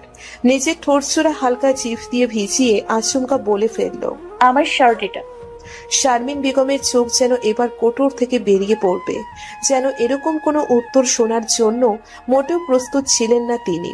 অন্য সময় নিজের বোকামি উত্তর শুনে মাইশা হয়তো হাসতে হাসতে গড়াগড়ি চরণ করছে। শারমিন বেগম কটাক্ষ কণ্ঠে বললেন, আমারই কি তোর তারসিরা মনে হয়? আমার পেট থেকে তুই বের হয়েছিস, আমি তোর পেট থেকে বের হইনি যে তুই যেটা বলবি আমি ওটা বুঝবো। দেখেই বোঝা যাচ্ছে এটা ছেলেদের শার্ট। মাইশার গলা যেন শুকিয়ে এবার কাঠ হয়ে যাচ্ছে। যেভাবেই হোক এই পরিস্থিতিটা সামলাতে হবে, না হলে এই মহিলা ওরে বাথরুমের ব্রাশ দিয়ে মারতেও দুবার ভাববে না। তাই ছোট ছোট চোখ করে শারমিন বেগমকে বলল, এখন কি আর ছেলে মেয়েদের শার্ট পরতে কিছু আছে? সবাই সেম রকমের শার্ট পরে। আর এটা আমি আজই কিনেছি, তাই ধুয়ে মেলে দিলাম। মাইশার উত্তর শুনে শারমিন বেগম প্রসন্ন হলেন। হয়তো একটু হলেও মাইশার কথাটা বিশ্বাস করার চেষ্টা আছেন। একটা দেখে অগোচরে স্বস্তির নিঃশ্বাস ফেলল মাইশা। শারমিন বেগম পুনরায় পেছনে ভেজা শার্টটার দিকে চোখ বুলিয়ে নিলেন। হঠাৎ কিছু একটা আন্দাজ করে চোখ কুঁচকে ফেললেন তিনি। অবাকের ভঙ্গিমায় বললেন, ও মা, এত বড় শার্ট কিনেছিস কেন? এর মধ্যে তোর মতো দুজন অনায়াসে ঢুকে যেতে পারবো। এটা কি তোর লাগবে ওর শরীরে? মুখটা আবারও মলিন করে ফেলল মাইশা। এবার শারমিন বেগমের প্রতি প্রচুর পরিমাণে বিরক্ত হচ্ছে। হয়তো মা জাতটাই এমন, প্রত্যেকটি বিষয় খুঁটিয়ে খুঁটিয়ে দেখার চেষ্টা করেন তারা। মাইশা কাচুমাচু হয়ে বলল, লাগবে। তাছাড়া এই শার্টটা পরে তো আর বাইরে যাচ্ছি না, জাস্ট রাতে পরে ঘুমোবো। দেখেই বোঝা যাচ্ছে কত দামি শার্ট, আর তুই এটা রাতে পরে ঘুমানোর জন্য কিনেছিস? তোর বাবা টাকার গাছ হয় না যে ছিড়বি আর ব্যয় করবি। আবার এমন ফাউল খরচ করতে দেখলে গালের নিচে দিব একটা। শারমিন বেগম হাত উঠাতে গেলেই সাথে সাথে মাইশা গালে হাত দিয়ে দেয়। চোখ ছোট ভঙ্গিমায় আম্মুজানের দিকে তাকিয়ে আছে। শারমিন বেগম তুখর গলায় বললেন, মনে থাকে যেন। এই বলে সিঁড়ি ভেঙে নিচে নেমে গেলেন তিনি। মাইশা এবার একটা প্রসন্নের শ্বাস ত্যাগ করলো। এতক্ষণ শারমিন বেগমের উপস্থিতিতে বুকে যেন কেউ পাথর চাপা দিয়ে রেখেছিল। মনে মনে ওই আরহাম আয়াতকে কয়েকটা গালি দিয়ে দিল ও। এই শার্টটা এতক্ষণ নিজের বলে দাবি করাতে নিজেরই বেশ লজ্জা লাগছে। ইস, এই শার্টটির মতো যদি মানুষটি কেউ নিজের বলে দাবি করতে পারত। বাবা আর নুহাস ভাইয়ের সাথে কিছুক্ষণ কথা বলে বিছানায় গা এলিয়ে দিল মাইশা। দক্ষিণ পাশের জানালাটি খোলা থাকায় বাতাসের ধাক্কায় পর্দাটি বারবার উড়ে চলেছে। পর্দাটি বারবার সরে গেলেই দেখা যায় পাশের বাড়ির নীরা নামের মেয়েটিকে বই পড়ার ভঙ্গিতে। সামনে মেডিকেল পরীক্ষা দিবে বলে এখন থেকেই তোড়জোড় শুরু করেছে। মাইশা সেদিকে কিছুক্ষণ তাকিয়ে জানালার থাই লাগিয়ে দিল। মেয়েটার উচ্ছ্বাসে অর্পি কল করছে আগামীকাল ওর সাথে বসুন্ধরায় যাওয়ার জন্য। কিন্তু এই প্রিয় বান্ধবীটাকে না বলার ক্ষমতা মাইশার হয়তো নেই বলে ফোন তুলছে না। তবুও শেষমেশ অনেকটা বিরক্ত হয়েই কলটা ধরে বলল, হ্যালো। মাইশু, কখন থেকে তোকে কল করছি, ফোন ধরছিস না কেন? কারণ আমি জানি তুই কি জন্য কল দিয়েছিস। আমি জানতাম মাইশু, তুই আমার মনের সব কথা বুঝোস। Love you. তোর লাভ ইউ তোর জিলাপির সাথে রাখ। আমি কাল বসুন্ধরায় যাব না। কিন্তু কেন? সারাটা দিন কেনাকাটা করতে থাকিস তুই, আর তোর জন্য পায়ে ফোসকা পড়ে আমার। আন্টিরে বল তোর বিয়ে ঠিক করতে, তারপর হানিমুন না করে জামাইয়ের সাথে মার্কেটে পিরিত করিস। থমথমে গলায় বলে ফেলল মাইশা। ওপাশে অর্পি মুখ ভার করে রেখেছে। তারপর ভারী কণ্ঠে বলল, তুই আমার সাথে এটা করতে পারলি? তো পারবো না কেন? এক কাজ কর, ওই আনান কুত্তারে নিয়ে যা। কাল যেন সারাদিন আবার চোখের সামনে না আসে। ওর জন্য আমি আজ আয়াত ভাইয়ের শার্ট ধুতে গিয়ে আপুর কাছে ঝাড়ি গিয়েছি। পরে কথা হবে। কিন্তু অর্পির কথা শেষ হতে না হতেই ফোন কেটে দিল মাইশা। মাথাটা এখন প্রচন্ড ভার হয়ে আছে। ব্যথা কমানোর জন্য একটা নাপা খাওয়ার খুব প্রয়োজন। আগামীকাল ভার্সিটির সামনে ক্যাফেতে আয়াতের সাথে দেখা করতে হবে। তাই ওষুধ খেয়ে জলদি ঘুমিয়ে পড়ল মাইশা। রোদের তেজস্ক্রিয়তার চারিপাশে উত্তপ্ত। বাতাসের আনাগোনা থাকলেও এ যেন উষ্ণ বাতাসের ছড়াছড়ি। ভার্সিটির সামনে সচরাচর জ্যাম কম থাকলেও আজ জ্যামের চাপে মানুষ যেন সব জায়গায় উপচে পড়েছে। অর্পি আর আনান গিয়েছে বসুন্ধরা শপিং কমপ্লেক্সে। পৃথা আর সামাদের নিব্বানিব্বি জুটি যে কই ঘুরে বেড়াচ্ছে তা মাইশার অজানা। ক্যাফেতে এসির হাওয়ায় মাইশার স্ট্রবেরি শেকে স্ট্র দাঁড়িয়ে চলছে আনমনে। অপেক্ষা করছে গতকালকে সাদা শার্ট পরিহিতা সেই মোহনীয় ছেলেটার জন্য। অল্প ব্যবধানেই অপেক্ষার অবসান ঘটে মাইশার। আয়াত প্রবেশ করছে। আয়াত ঢুকতেই মাইশার স্বাভাবিক হয়ে বসে। মাইশার পরনে বেগুনি রঙের কুর্তি আর গ্রে জিন্স। গলায় জিন্সের সাথে ম্যাচ করে একটা স্কার্ফ পেঁচিয়ে নিয়েছে। বাম হাতে চিকন ব্ল্যাক বেল্টের একটা ঘড়ি। উজ্জ্বল শ্যামবর্ণের এই মেয়েটাকে দেখতে অপসরী না থাকলেও সুন্দর লাগছে। আয়াত মাইশাকে দেখে মুচকি হেসে সেদিকে এগিয়ে গেল। নীল শার্টটি ঘামের জন্য শরীরের সাথে একটু লেপ্টে আছে। আজকের তাপমাত্রা হঠাৎ করে এতটাই বেড়ে গিয়েছে যে সবারই একই অবস্থা। আয়াত মাইশার বিপরীত পাশে সিটে হেলা দিয়ে বসে পড়ল। শার্টের কলার ধরে গায়ের আঁটোসাঁটো অবস্থাকে একটু ঢিল করে নিল। রোদের তাপে গা গাল মুখ লাল হয়ে আছে, কপালের কাছে জমে আছে মৃদু ঘাম। মাইশা কিছুক্ষণ মোহনীয় চোখে সেদিকে তাকিয়েছিল। তৎক্ষণাৎ ওর ধ্যান ভাঙে আয়াতের কণ্ঠে। কেমন আছো মিস? আলহামদুলিল্লাহ, আপনি? দেখে কি মনে হয় বাইরে যে গরম, তান্দুরি চিকেন হয়ে ক্যাফেতে ঢুকেছি। ঠোঁটে বিদ্রুপ হাসি ফুটে উঠল মাইশার। রোদের উত্তাপে মুখমণ্ডল লাল হয়ে যাওয়াতে দেখতে তন্দুরি চিকেনই মনে হচ্ছে। মাইশা স্ট্রবেরি শেক একটু খেয়ে বলে উঠল, তো কোথা থেকে এলেন? বাংলা মোটর থেকে রেডিও স্টেশনে গিয়েছিলাম। আপনার শো সন্ধ্যা থেকে না? আমি তো আর শো করতে যাইনি, কিছু কাজ ছিল। মাইশা মলিন গলায় বলল। ও, মাইশা এবার একটি ব্যাগ এগিয়ে দিল আয়াতের কাছে, তারপর বলল, আপনার শাস্তি সম্পন্ন করেছি, দেখে নিন। আয়াত হেসে দিল মাইশার কথা শুনে। হাসলে ছেলেটার চোখগুলো কেমন যেন ছোট ছোট হয়ে যায়, দেখতে সুন্দর লাগে। আয়াত ঠোঁট চোরা হালকা নাড়িয়ে বলল, থ্যাংক ইউ। তো কোনো ঝামেলা হয়নি? হয়নি মানে কত বড় ঝামেলায় পড়েছি জানেন? আমার আব্বু দেখে ফেলেছে। কি বলেছো তুমি? আয়াত অবাক কণ্ঠে বলল। চোখ ছোট ছোট করে বলে ফেলল মাইশা। আয়াত উদ্ভ্রান্তের মতো ওর দিকে তাকিয়ে থাকলো কিছুক্ষণ। পরবর্তীতে হাসি দমাতে না পেরে হো হো করে হেসে ফেলল সে। ভ্রু কুচকিয়ে ফেললো আয়াতের এহেন কাণ্ডে। সিরিয়াসলি? আমার শার্টটিকে তুমি নিজের বলেছো? সাইজ দেখেছো শার্টের? এটা আমারই অনেক বড় হয়। গতকাল গরম ছিল বিধায় ঢিলে ঢালা শার্ট পরে এসেছিলাম, আর তুমি বলেছো এটা তোমার। আমি আর তুমি অনায়াসেই এই শার্টটায় ঢুকে যেতে পারবো। অপ্রস্তুত হয়ে পড়ল মাইশা আয়াতের শেষ কথা শুনে। নিজেকে হঠাৎ আয়াতের সাথে কল্পনা করতেই মুখে অদ্ভুত রং ধারণ করেছে। তবে আয়াত স্বাভাবিক, বরঞ্চ মাইশার অপ্রস্তুত দৃশ্যপট দেখে অগোচরে মুচকি হাসল সে। মাইশা মিহি কণ্ঠে বলল, তো আমি কি করতাম? আম্মু যদি সত্যটা জানতো তবে আমায় এত মারতো যে আপনি আর আমি মিলে গুনে শেষ করতে পারবো না। আয়াত আবারও সশব্দে হেসে ওঠে। আয়াতের এই সুন্দর হাসিটার মায়ায় মাইশা পড়তে চাচ্ছে না, বিধায় বিরক্তিকর ভঙ্গি নিয়ে আয়াতের মুখপানে তাকালো। আয়াত এবার হাসি থামিয়ে টেবিলে একটু ঝুঁকে মাইশার মুখের কাছে নিজের মুখ নিয়ে নেয়। মাইশা তখন যেন মিহিয়ে গেল। হঠাৎ আয়াতের কাছে আসাটাতে কোনো প্রতিক্রিয়া করতে পারল না মাইশা। আয়াত এবার বলল, যেহেতু আর মায়ের খাওনি তাই আর গুনতে হবে না, তাই নেক্সট টাইম যা করবে বুঝে শুনে করবে। মনে করো না যে তুমি আমায় কি কি উপাধি দিয়েছিলে, তা ভুলে গিয়েছি। এখন থেকে তোমায় এত জ্বালাবো যে কল্পনায়ও এই আরহাম আয়াতের অস্তিত্ব খুঁজবে। তাছাড়া এখন থেকে আমাদের তো প্রতিদিনই দেখা হচ্ছে। Good bye. এই বলে আয়াত চলে গেল নিঃশব্দে। মাইশা এখনো একই জায়গায় বসে থাকলো। আয়াতের কথাগুলো বুঝে উঠতে সময় নিতে হলো ওর। এই ছেলে কি আর জানে যে আয়াতের বিরক্ত করার আগে মাইশা একে নিয়ে কল্পনা করা শুরু করেছে? কল্পনাতেও খুলেই বেশ অদ্ভুত চরিত্রের মানুষ।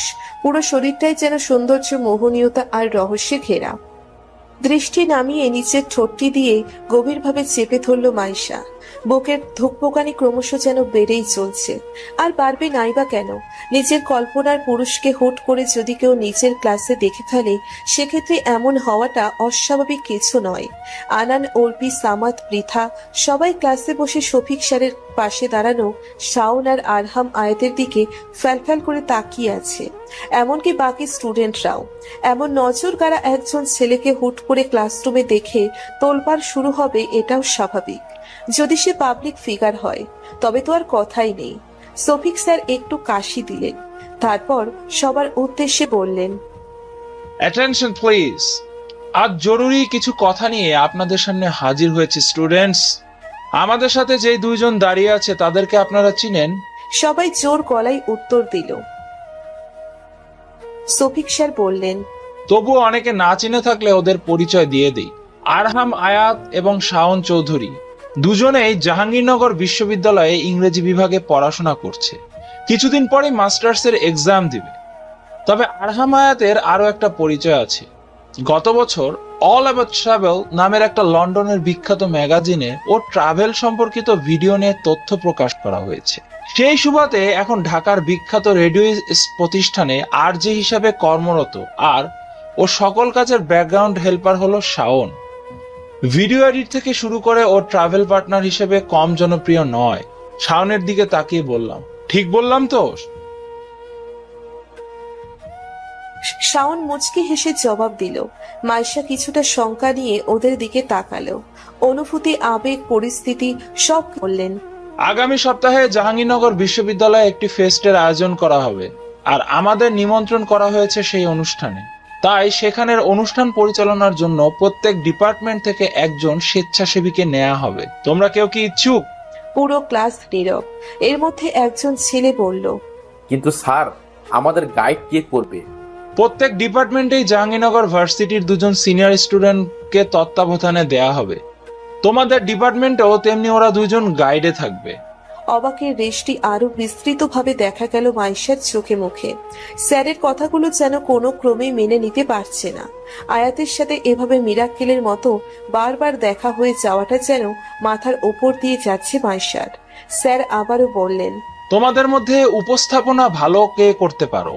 স্যার এই প্রশ্ন করার সাথে সাথে জুটি বেঁধে সবাই বলে ফেলল মাইশার নাম। কেননা ভার্সিটির প্রথম বছর থেকে এই পর্যন্ত অত্যন্ত নিপুণতার সাথে এই দায়িত্ব বেশ ভালো মতো পালন করেছে ও। কিন্তু আজ মাইশা যেন আয়াতের মুখোমুখি এসে বোকা বনে গিয়েছে।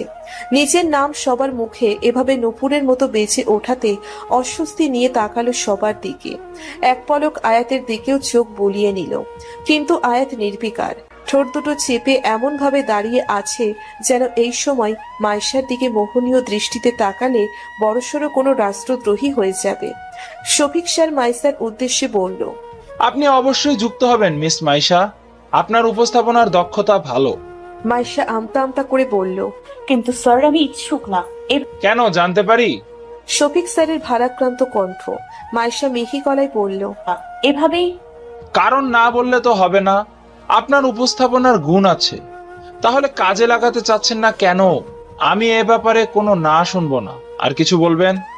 No sir. আর কেউ যদি স্বেচ্ছাসেবী হতে ইচ্ছুক থাকো, ভার্সিটির অডিটোরিয়াম রুমে যাও, সেখানে তোমাদের কাজ বুঝিয়ে দেয়া হবে। ইচ্ছুক সবাই একে একে ক্লাস থেকে বের হওয়া শুরু করলো, এমনকি মাইশাও। আর চোখে একবার আয়াতকে দেখে নিল মাইশা। আয়াত শাওনের সাথে কোনো গুরুত্বপূর্ণ আলাপনে মশগুল আছে। মাইশা যতবারই চাই আয়াত থেকে দূরে থাকতে, ঠিক ততবারই যেন পরিস্থিতি আয়াতের সাথে পরিচয় করে দিতে থাকলো। সময়ের তালে ক্রমশই তা যেন গভীর থেকে গভীরতর হচ্ছে। অডিটোরিয়ামে ছটফট করে এদিক ওদিক বিচরণ করছে মাইশা। উদ্দেশ্য শাওন আর আয়াতের সাথে দুদণ্ড কথা বলা। অডিটোরিয়ামে রীতিমতো 15 থেকে 20 জনের ভিড় হয়ে গিয়েছে, কিন্তু ওই মহান দুই গুণধর ব্যক্তির কোনো হদিশ নেই। সেই যে টিচার্স রুমে ঢুকেছে, স্যান্ডউইচ খেতে খেতে একবার মাইশার দিকে তাকাচ্ছে, তো একবার ওর দৃষ্টি অনুসরণ করে অডিটোরিয়ামের দরজার দিকে তাকাচ্ছে। মেয়েটাকে একটা অস্থির হয়ে দেখে এবার আনান বলে ফেলল, কি হয়েছে তোর? এভাবে শুয়োপোকার মতো ছটফট করতেছিস কেন? লুচ্চার বদনাটার জন্য। বিড়বিড়িয়ে বলে ফেলল মাইশা। আনান অপ্রস্তুত হয়ে বলল, কি বললি? না মানে আয়াত ভাইয়ের জন্য ওয়েট করছিলাম। কেন, আবারও চট দিবি নাকি?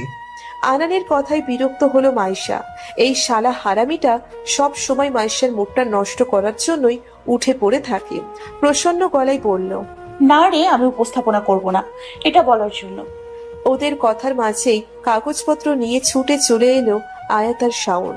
সবাই তো রীতিমতো হা করে তাকিয়ে আছে সেদিকে। আয়াতের ফর্মাল গেট আপটা এক কথায় মারাত্মক, তাই বলে শাওনকেও কম সুন্দর দেখাচ্ছে না। যদিও শাওনের তুলনায় আয়াতের গায়ের রং কিছুটা চাপা, তবুও দুজনের সৌন্দর্য রীতিমতো যেন প্রতিযোগিতায় ছুটে চলছে। মাইশা বেয়াক্কেলের মতো সেই দৃশ্যে ডুবে যেতে মগ্ন। কোন রকম নিচের মাথাটা ঘুরিয়ে নিয়ে আশেপাশে তাকিয়ে দেখলো সব মেয়েই যে যার জায়গায় হ্যাং মেরে দাঁড়িয়ে আছে। অক্ষিকোটর থেকে চোখখানি মাইয়া গুলার চোখ তো একটু পর পইরা যাইবো এমনি পেতনির মতো তাকিয়ে থাকলে। এগুলো সব মর্গে বিক্রি করে দিতে হইব। চেয়ারে পায়ের উপরে পা তুলে বসলো। এক পলক সবার দিকে চোখ বুলিয়ে বলল, একে একে সবাই লাইনে দাঁড়াও, তোমাদের কাজ বুঝিয়ে দেওয়া হবে। আয়াত এমন ভাবে কথাটি বলল যেন মাইশা যে এতক্ষণ ক্যাবলার মতো ওর দিকে তাকিয়ে ছিল সেদিকে ওর কোনো নজর নেই। ছেলেটার অ্যাটিটিউড দেখে মাইশার মাথা চক্কর দিয়ে উঠল। এমনিতে তো মাইশাকে কম জ্বালানো জ্বালায়নি, এবার অ্যাটিটিউডের জ্বালাই যেন মাইশা পাগল বনে যাচ্ছে। এদিকে আনান রীতিমতো মাইশাকে গুতিয়েই চলেছে। তাই এবার আনানের হাতে খামচি দিয়ে বলে উঠল, কি হয়েছে তোর? মাথায় কি গাঞ্জা ঢুকাইছিস তুই? একটু আগে না কইলে আয়াত ভাইরে না বলবি কাজের জন্য, এখন পায়ে গিট্টু লাগাই রাখছিস কেন? মাইশা বিড়বিড়িয়ে বলল, তাই তো। ব্যাগটা কোনো রকম কাঁধে চেপে দ্রুত পায়ে এগিয়ে গেল আয়াতের দিকে। অ্যারোগেন্ট এই ছেলেটা শাওনের সাথে কথাবার্তা চালিয়ে সবাইকে কাজ বুঝিয়ে দিতে মগ্ন। আপনারা ভালো থাকবেন, সুস্থ থাকবেন। আজকের মতো বিদায় নিচ্ছি, ধন্যবাদ।